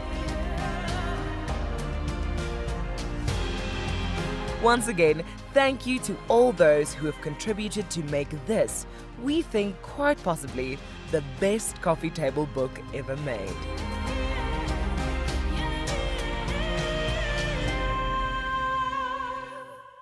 If you love to watch WildEarth, then we are inviting you to join our Explorers program. For a monthly subscription, you will have the opportunity to win fantastic WildEarth expeditions, join our guides for a chat around the fire, receive weekly highlights from our shows, and much more. All the money will go to keeping these live safaris on air, which in turn allows us to escape into nature every single day. This is a battle of two great carnivores of the African wilderness. Whew. Whoa! You don't want to be under those jaws. Definitely, this round goes to the lion. Look at that. Fantastic. Expect the unexpected here on WildEarth daily. Hi, I'm Mike Anderson, and I come to you live every day from Eco Training Pridelands Conservancy in South Africa. The wild animal I think is most underrated, I think buffaloes are the most underrated. There's so tenacious and ferocious, and also very, very protective of each other, which I find incredible. You know, sometimes people think of the big five, they just think of lions and leopards and other big animals, but I think buffaloes are pretty underrated. Catch up with the guides daily here on Wild Earth.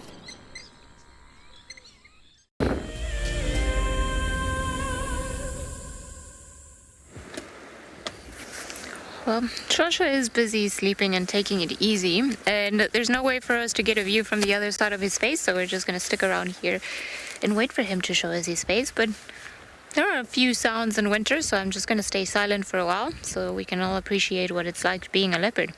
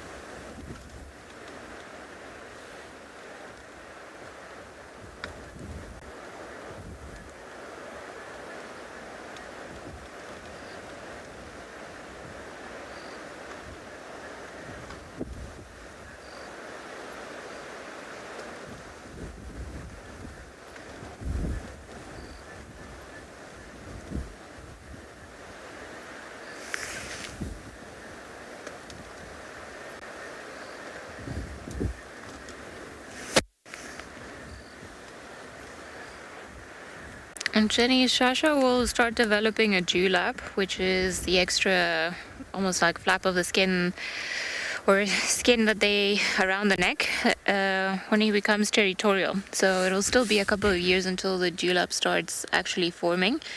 I think probably in the next 2 years or so of his life, he should have a permanent dewlap once he claims the territory from himself.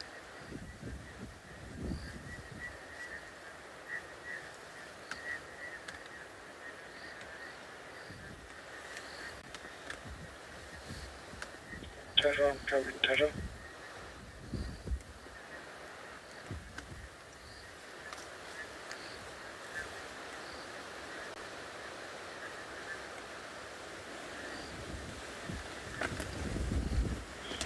Copy. Yeah, go ahead, Tom. Yeah, I can go ahead.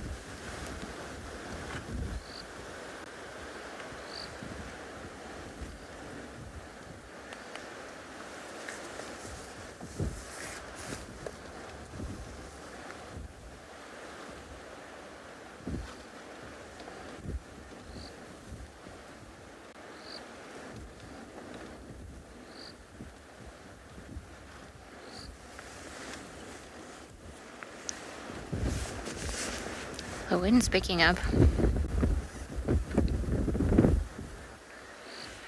Actually, it's not too creepy in the dark. Yesterday was very creepy when Darkman was right next to us and we didn't even see him come.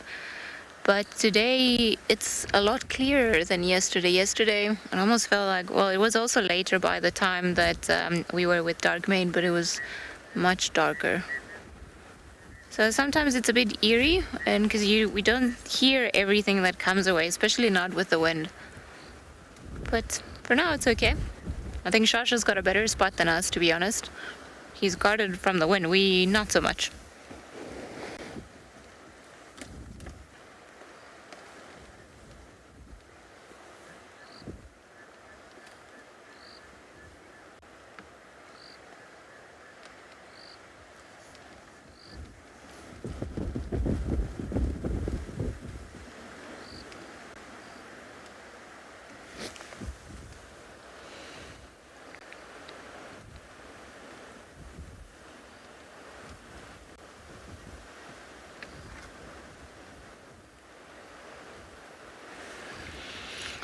If he's not frozen, then he's probably close to being frozen. I am wearing about 4 sweaters, 3 in total, actually 2 sweaters and 1 windbreaker, because it's the wind actually what's getting to us. And then of course I'm wearing my trusted shuka, just to keep warm around the legs. I am a granny after all. He's probably not too bad because he's just covered by the wind and where he is, whereas we are kind of like in the open so that we can see him. There's not much shielding us from everything around us, so I think he's not as frozen as what we are. Normally if they get very cold, they tend to tuck themselves into a ball almost.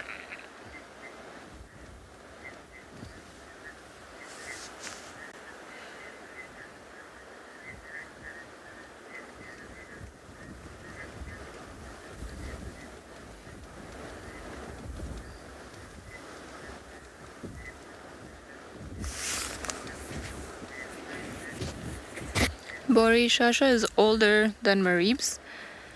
Tibui is also pretty much kicked him out and she doesn't want him around. I think the last time that they were seen together, which was I think sometime last week, I mean the dates are all rolling together in my brain, but she was not too happy to have him around, and it seems like they had a bit of a spat, and then since then he's come back all this way up to Djuma rather than staying down at Chitwa. But he is slightly older. So he's a little bit ahead in the how to become a real leopard process. We all know that Maribs is kind of failing that class. Yeah, he had to retake it.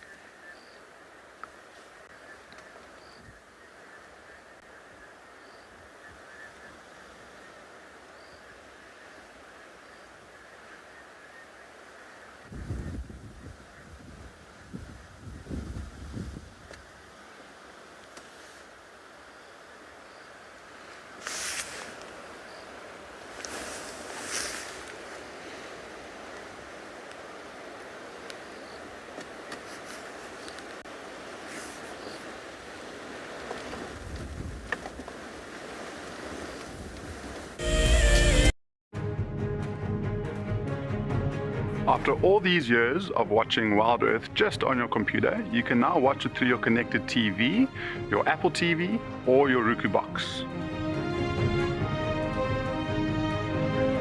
And if you're like me, you're always on the move, then go download the mobile app on your app store and watch it from your phone.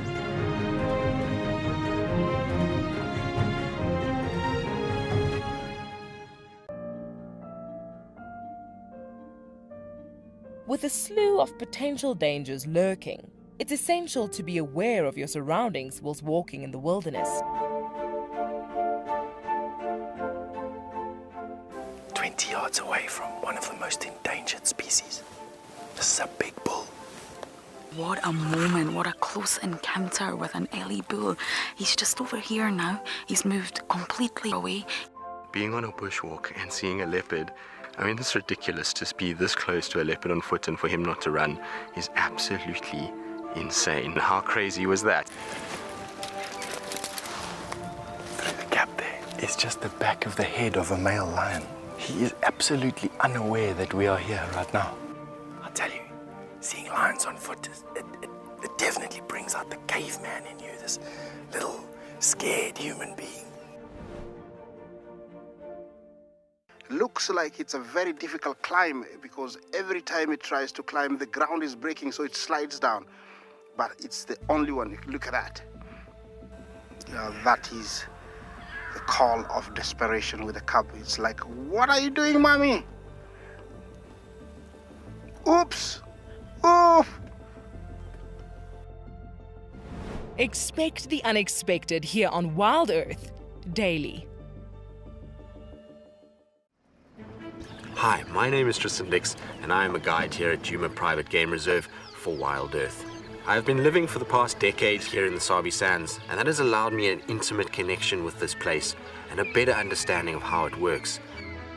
For me, the questions that make me think and lead to answers that all of us learn from is what really drives me. Catch up with me on WildEarth.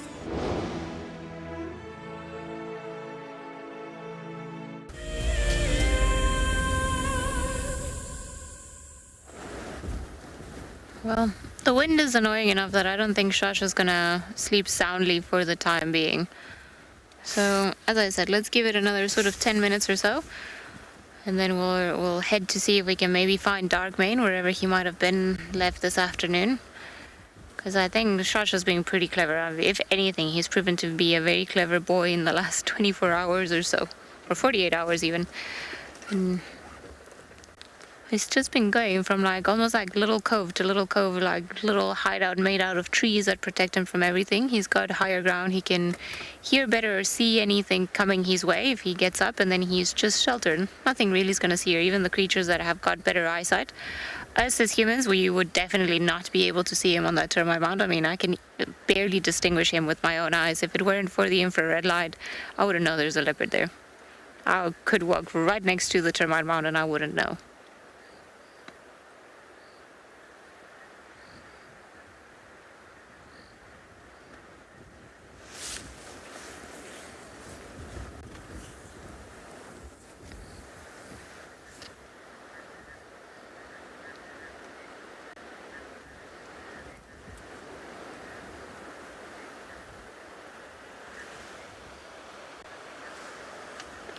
Donnie, I've never seen a leopard born with a deformity. I mean, depending on what deformity it had, or it could, or if that a leopard could have, it might not make it through the first stages of life. So, and generally, when their animals are younger and they break a leg, or they sustain a very bad injury that will deform them in a way, in the sense that perhaps a broken foot or something like that, then they don't seem to make it, or their chances for survival are quite drastically reduced.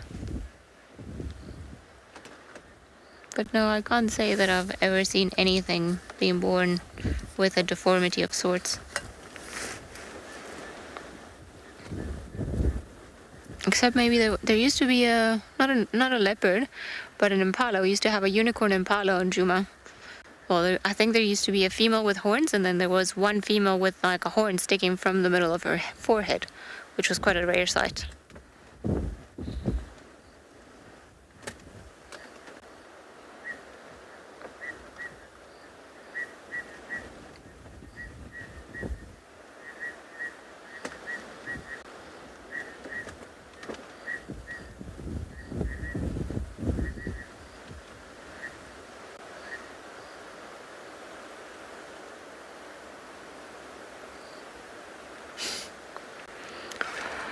Oh, Shasha, you are on a timer now.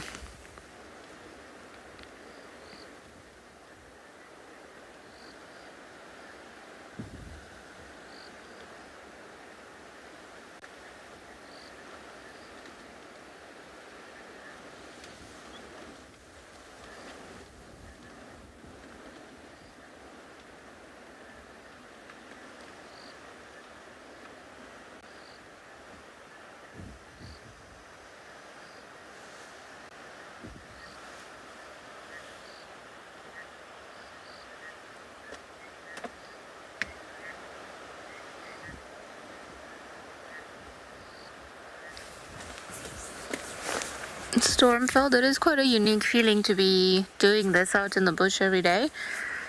It's not all glamorous, let's put it that way. It's not all great, and I think social media is probably one of the worst things that's ever happened to humanity. But because we get this bad idea that we are living our best life all the time, when it's not really the case, because a lot of us don't show the other side of life, or the hard things that you see, or the hard things that you go through. I mean, it is incredible, and it's a wonderful opportunity to be able to do this. But there are still a lot of early mornings, late evenings, especially if you're working at a lodge, a lot of time away from family, missing out on important people's birthdays, not being able to spend time with your loved ones, not being able to have drawers, not being able to have a pet. So it's great, and we love it, but it comes at a cost as well. There are very huge sacrifices that you've got to make in order to live this life and be able to be here. And it's something that we definitely feel very passionate about and very privileged, and we do it because we love it. But it's got the other side of the coin that we've also got to think about as well. Like everything in life, there's a balance. There are some really good things and some things that are not so great.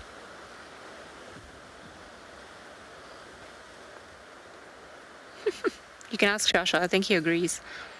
There are some great things about living out in the bush, and some others that are not great. Like not being able to go and hide when it's too windy. Although he's doing far better than what we are.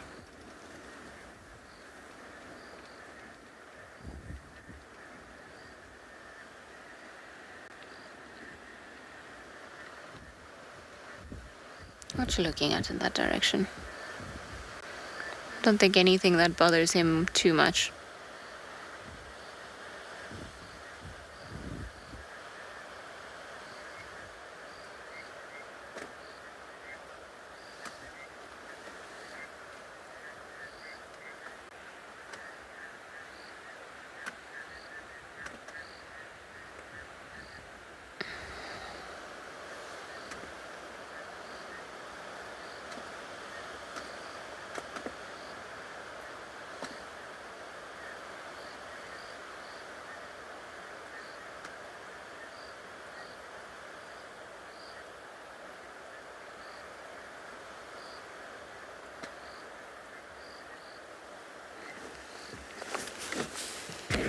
Samantha, animals can die of hypothermia due to the cold weather. They do have certain techniques that they do to cope with the very cold weather. For example, what he's doing now, where he's hiding to avoid the wind from making him colder than what he is. Of course, he's eaten a lot, so his metabolic rate will be higher. In the winter, animals tend to have to eat more just to keep warm. But we don't see it all that often in big adult animals, but in little ones. If the moms take a lot of time in between suckling times, or they don't suckle them enough, then they can die of hypothermia. I think warthogs are some of the ones that suffer of it the most, although we tend to think of them as little pigs. They need the moms to come often and suckle them. Sometimes it's something like, 40 times in an hour. It's quite a ridiculous high rate, because otherwise they don't have enough food to metabolize and keep warm.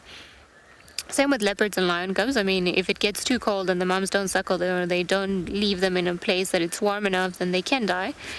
And I think on the last stint also we had, it had been really hot, and then we had a cold snap, and then I found a little monitor lizard also dead on the road. So it does happen. And if the temperature drops too quickly and the animals are kind of not prepared for it, then some of them can die. The same way that if it's way too hot and animals just do too much exercise and they move about and they don't rest and they're not in the shade and then don't drink enough water, then they can also overheat and die.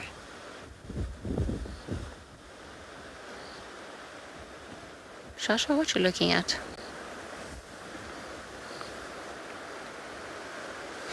Look at those ears, scanning everything around him.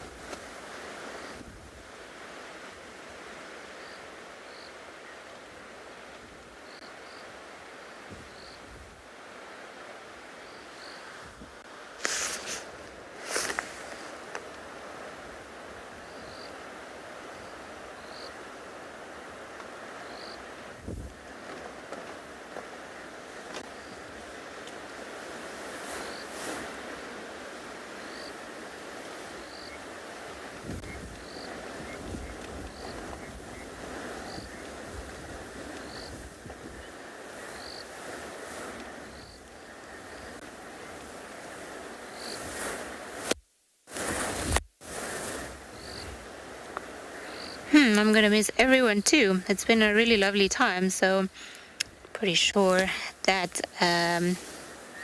we'll keep in touch somehow. Also like to keep tabs on what the animals are doing. But it's been quite a wonderful stint. It's been very good in terms of game viewing, although we did have a period of a week that was, I mean, I say it was a week, but it was probably like 4 days where it was really tough. But overall, leopard game viewing, as always, in the northern Sabi Sand has been pretty spectacular. Been pretty lucky to spend time with them, and very happy got to see more of Shasha's personality. I enjoy him, even if he makes me watch him sleep all the time.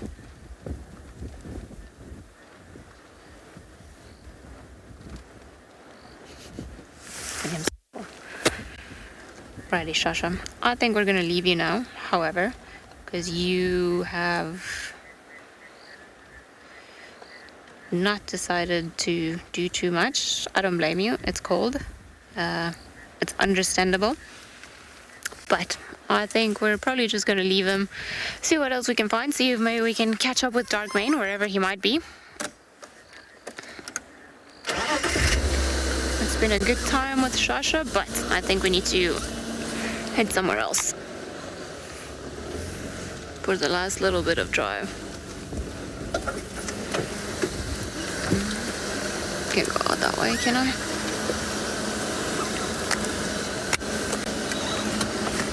It's just, I think there's a hole there, actually.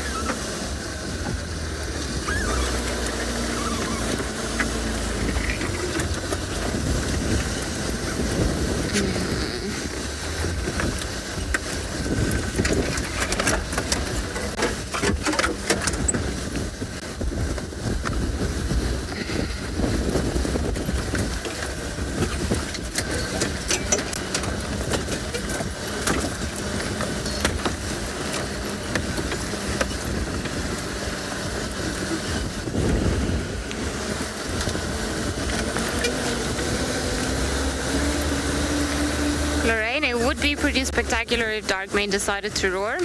I, however, think it's too windy for him to roar, so I don't really have high hopes. But let's see. Maybe we'll get lucky. Maybe he'll be out and about. Maybe he'll be there, because I'm actually not 100% sure if he moved from where he was this morning. So we're just gonna have to go in there and scan. Ooh. It is getting very cold.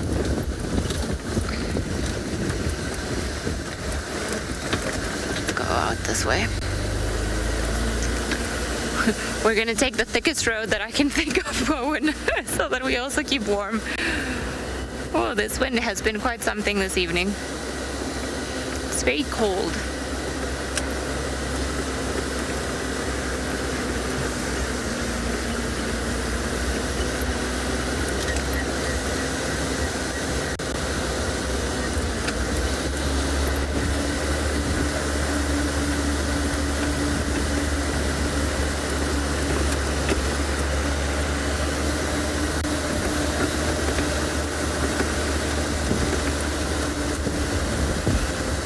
Lalamba, you still have a chance.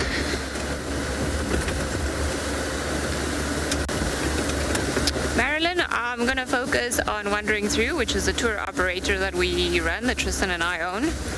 And that's what I'm going to be doing. There's really no time off for me in the horizon other than going and hopefully spending Christmas with my family, which I haven't done in a while.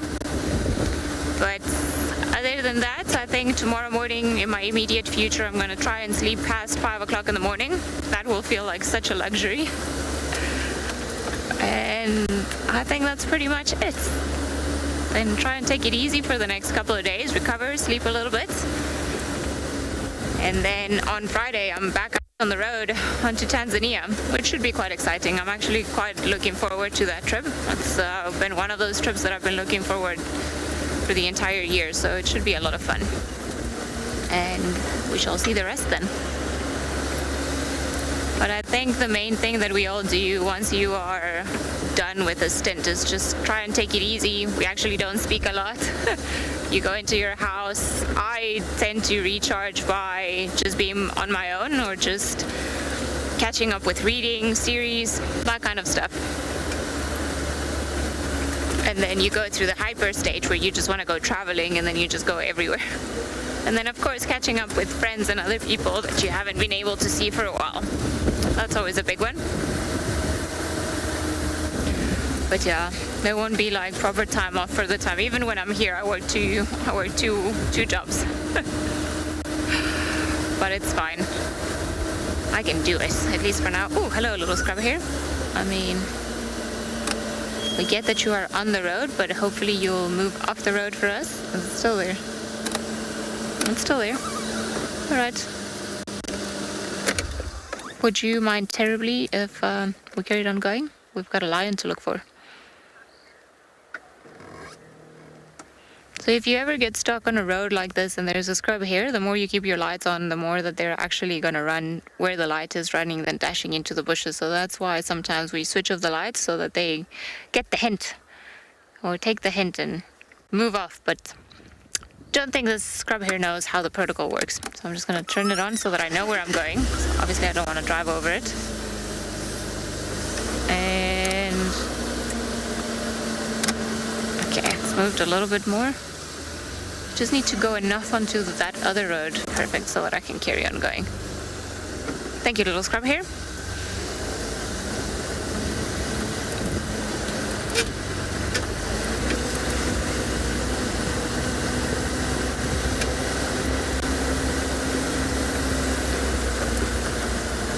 Ooh, seems like Lauren has managed to sort out her IR light, so let's head over to her. Ooh, she's driving around.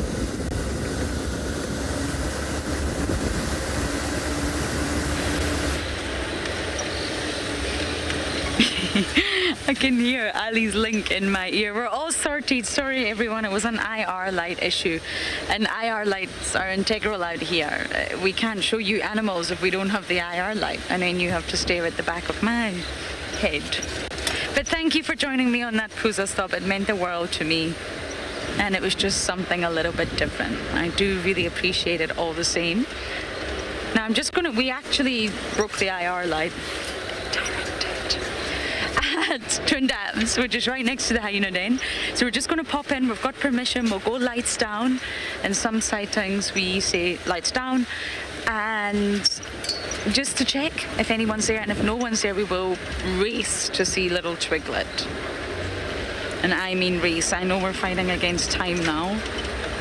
But it really has been such a pleasure working with Ali. I've loved it. She was actually here when I first arrived, but she wasn't on drives. So this is the first time I've actually worked with her, but I've known her a long time. And it's just been such a pleasure. So I am going lights down, just with my very, very, very terrible dims. I don't even know if you can call these dims. I don't think I'm going to find anything, but, well, you never know. I haven't heard whooping, I haven't heard calling.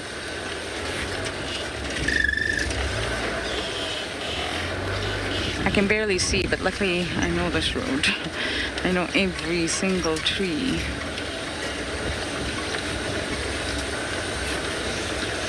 Jackaling, yes, it's the first pusa stop where we all... Okay, the weather was terrible, the wind was atrocious, the view was just a dam, but it's the first time we've ever done that on WildEarth. And I can see immediately the den is empty, everyone, so I'm just going to keep driving. You can see.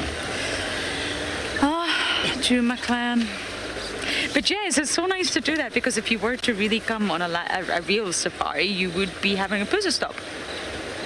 And it doesn't have to be alcohol. I didn't want you to think that. It can just be whatever you want. A refreshment stop. That's the correct term. But it was so lovely. I wish I'd actually done it more with you all on maybe sunny days. But you know what? It doesn't matter that the weather's bad, really. It's been such a wonderful stint. Lots of babies. I know what many of you are thinking, but no, it just was a stint of babies. Rolo, Twiglet, Ribbon's cubs, Ribbon's surprise cubs, and Impala lambs. It's just really been an incredible stint of new life. I can put my lights on now. We're far enough away.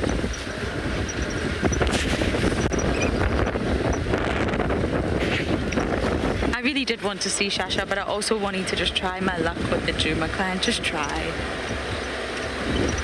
We'll get there. We will. The going to be a great help. And we now are going to try and dip into the Mulwati, race through the no signal spot, and try and see if we can just get little Twiglet. You all must send me screenshots, I'm sure you will. I'm just sad it's such a horrible day weather-wise.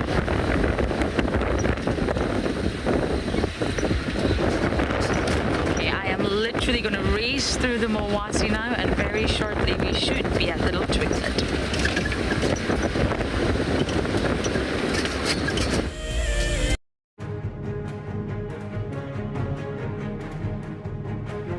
After all these years of watching WildEarth on your computer, you can now watch it through your connected television or Apple TV or the Roku box. If you're like me and you're always on the go, you can also download the app onto your device and watch it on your phone.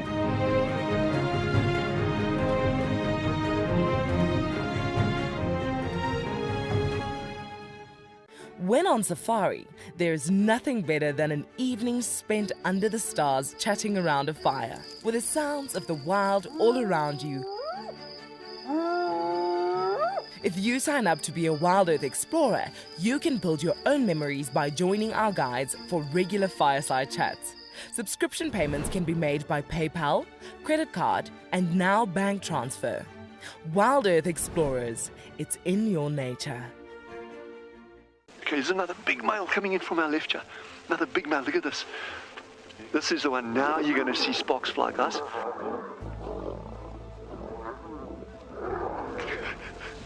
Guys, it doesn't get better than this, eh? Yes, unbelievable. Africa, I love you, eh? Expect the unexpected here on WildEarth Daily. My name is Lauren, and I'm currently working in Djuma Private Game Reserve here in South Africa. I love answering your questions during the live safaris. It's my favorite part. It feels like you're on the vehicle with me, and I'm able to teach you exactly what you want to know. If you want to ask a question on WildEarth, then you need to register on our website. Once registered, you must go to the live safari page and ask your question below the live feed. The bushwalk feed allows the camera person some creative license. This is my favorite style of shooting. You have to be mentally and physically prepared. You're shooting handheld in some very strange and contorted positions, always with a straight back, often in the squat position, low to the ground. The creativity comes down to the relationship and sync you have with your presenter. The more you understand each other, the more you'll be able to tell the story seamlessly.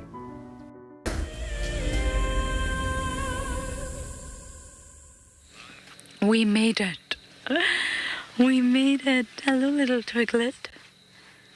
You've been such a joy to me. Do you know that? You know that? Okay. Really? I think you've brought joy to many people. Or at least your mama has. You see, I don't see signs of an egg. Maybe you guys do. I think those of you that watch it on the big screen have it easier than I do, but I think that egg is gone. And it's just you, Twiggers. Look at your eyes, so fully open now.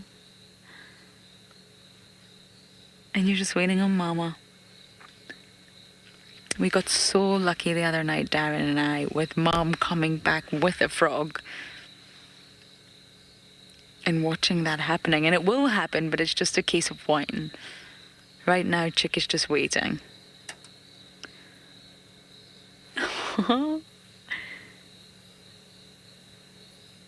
You're looking so much bigger. It's incredible. I'm so glad I got to see Twiglet. My Djuma clan unfortunately did not play ball, but that's okay. I've had more than enough wonderful sightings with the Djuma clan.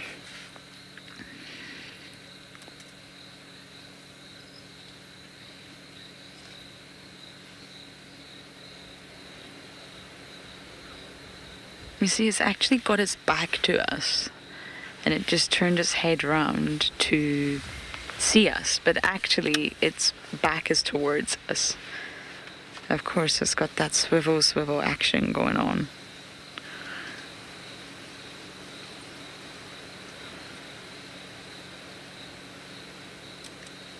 Oh.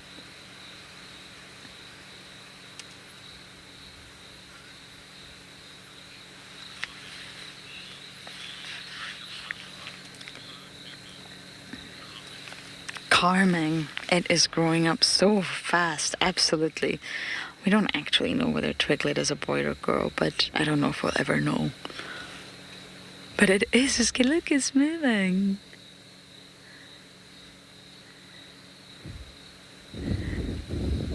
Little shuffles here and there.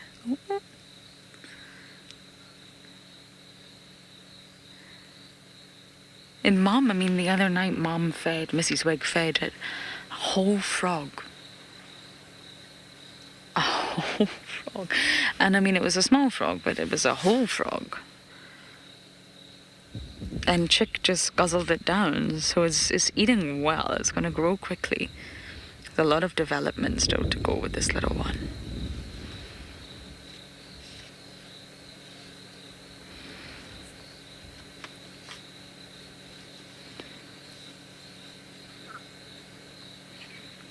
There's just something so endearing about new life like this, new generation, the start of the circle. And how Mrs. Wig kept going. She has suffered loss. She's also had success. And she's back on that nest once again.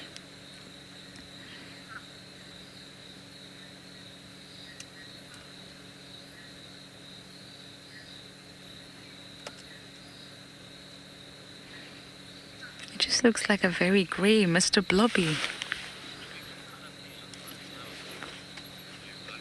Blue bug, I completely agree with you. Twiglet is starting to look like an actual owl rather than a blob.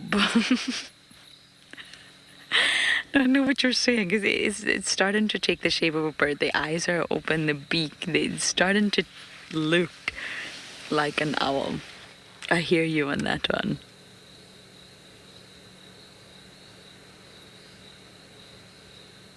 And you can see the reflective layer. You know, when we first saw Twiglet, the eyes were sealed shut.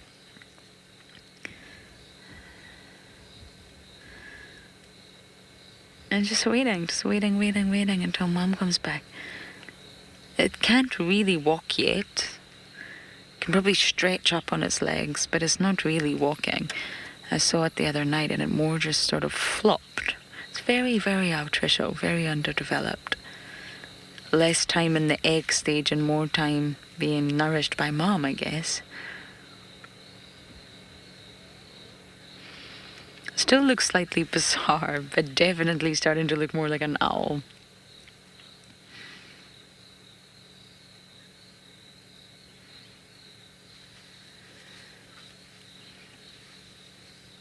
I never thought I would ever follow the journey of a bird like I have the wigs.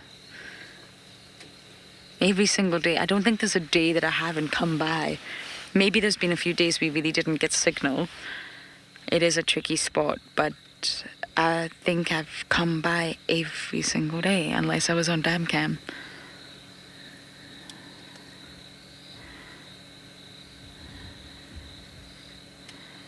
He's so cute.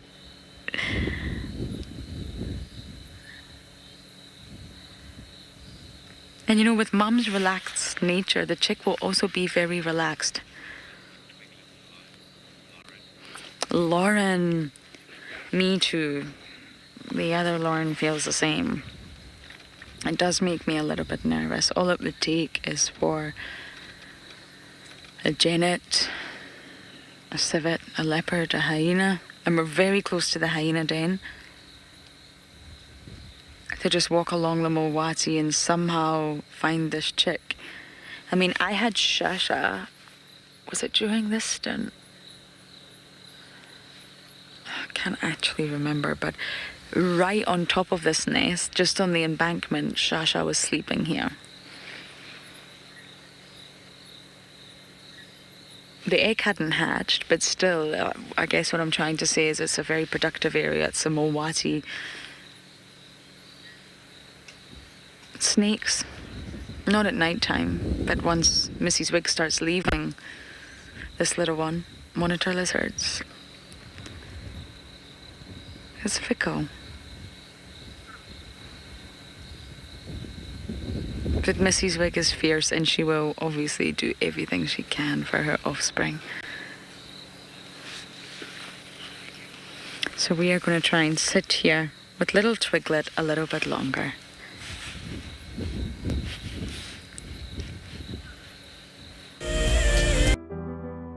Recently, WildEarth viewers around the world experienced the birth of a brand new hippo. Oh, look at the way it's walking.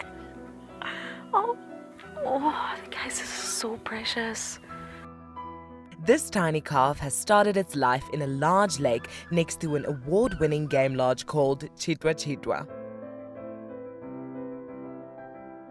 If you sign up to be a WildEarth Explorer before the 1st of December 2021, you and a friend stand a chance to win a 3-night stay at this award-winning luxury lodge.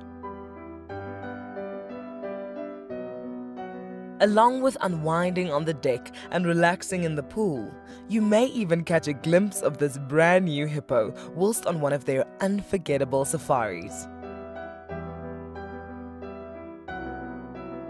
WildEarth Explorers, it's in your nature. We know how important it is for young people to have a connection to nature through our live safaris. They are the future protectors of the planet. Over the years, we have been joined on safari by schools from all over the world.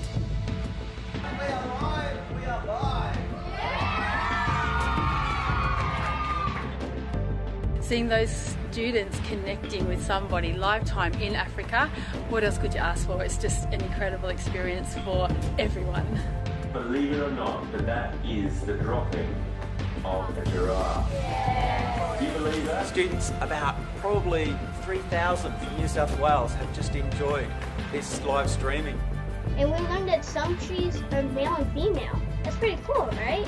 We were able to experience what it was like in South Africa and to see a whole lot of different creatures. I've seen something I've never seen here before. Look at these cubs. One is crossing the river, it's being washed away unfortunately, but I'm sure the mother is going to save her. Look at that! How beautiful, look at that! One crossing, 2 to go.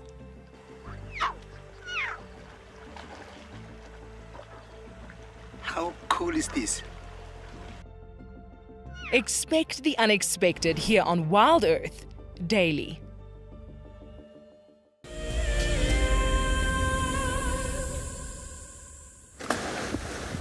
Well, seems like there's not much happening on quarantine, just a few impalas, but they're all kind of far away from where we are at the moment. They've all carried running into the background. As you can see, the wind is howling again. Couldn't find Darkmane. I suspect that he's still somewhere around there, but it's just like it's a little bit harder to find animals in the dark. So just keep an eye out on the dam gum. I'm pretty sure he'll show up for a drink at some stage during the night. Maybe the boys taking over tomorrow will have an easy sighting the same way that we did this morning, or we'll know that Darkmane is down there close to the dam at some stage. Although he should probably get moving and try to figure out where the rest of the girls are. We suspect that they have a kill far north into Buffalogamina by the Manyeleti border. So he's got a long way to walk if he wants to get to them.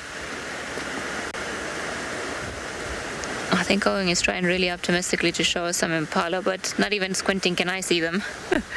Don't think there are many there.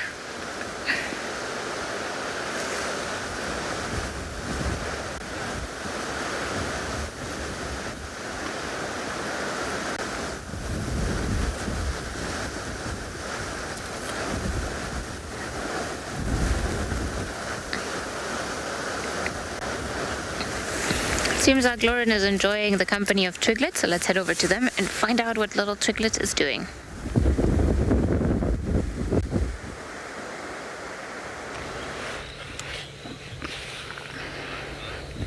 There's the egg, everyone. Twiglet just moved it. She also, well, she, I don't know why I always opt for she, stood up, stretched her little legs.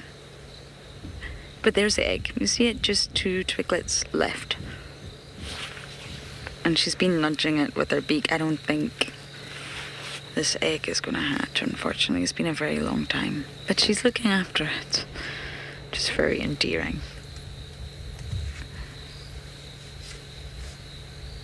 And nighttime probably is the best time to see a little twiglet right now. Missy's wig will come back. I say if we were to sit here 20 minutes, we would see Missy's wig. But naturally, we've run out of time on this safari.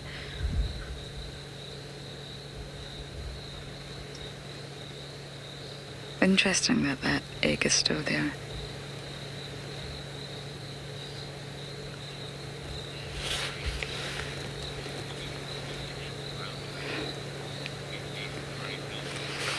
Hey, say safari fan, that's a really good question.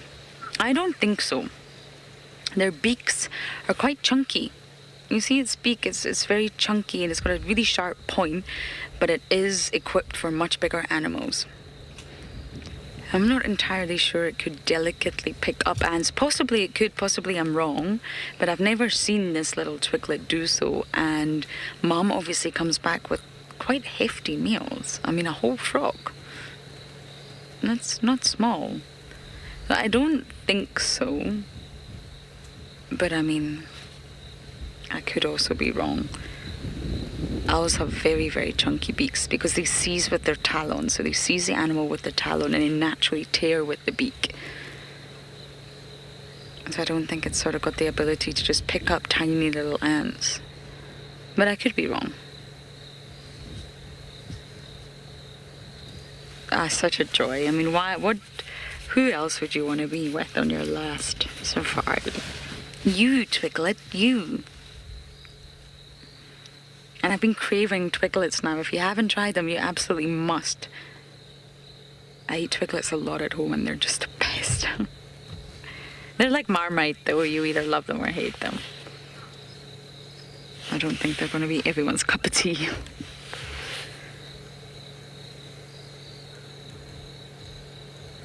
You've fallen asleep on us. You can't possibly be sleepy.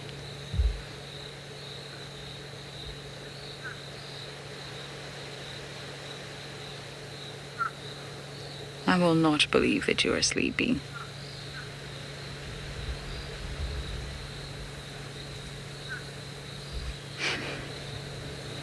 It must be quite daunting not having that comfort blanket that is Mom.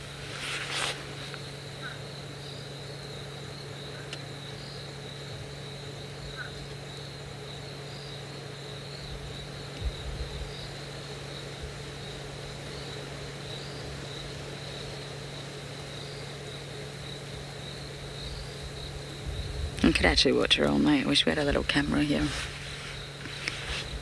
But on that note, everyone, it has come to the end of an interesting sunset safari. At least we had a Puzo stop. That's one good thing. And I absolutely will go back and have a real glass of wine now and not just a soda water. But once again, a big thank you to everyone for making this journey. It's been the most wonderful journey for me. I'm not going to get emotional because I am an emotional human. So we are going to go back and enjoy looking at Twiglet. And who knows what's going to happen in 2022, really. For 2021, I do just want to say a big thank you. Some of you are incredible and I hope one day I meet you in person. You've given me lots of chuckles, lots of conversations, lots of just banter and joy and kindness. And those that are not kind, just remember, life is short. It's very short. And just keep an eye on all the characters for me. Twiglet, Djuma clan, Tlalamba, all the leopards, the Kokuma cubs. And it really has been an absolute pleasure for you guys, well, for me to have you guys bumbling along with me. I wouldn't have it any other way. So from all the team, including Ali, Owen, Darren and myself, and all the team in FC, a big thank you for jumping on board as you always do. And for me, well, If I don't see you, good afternoon, good evening, and good night.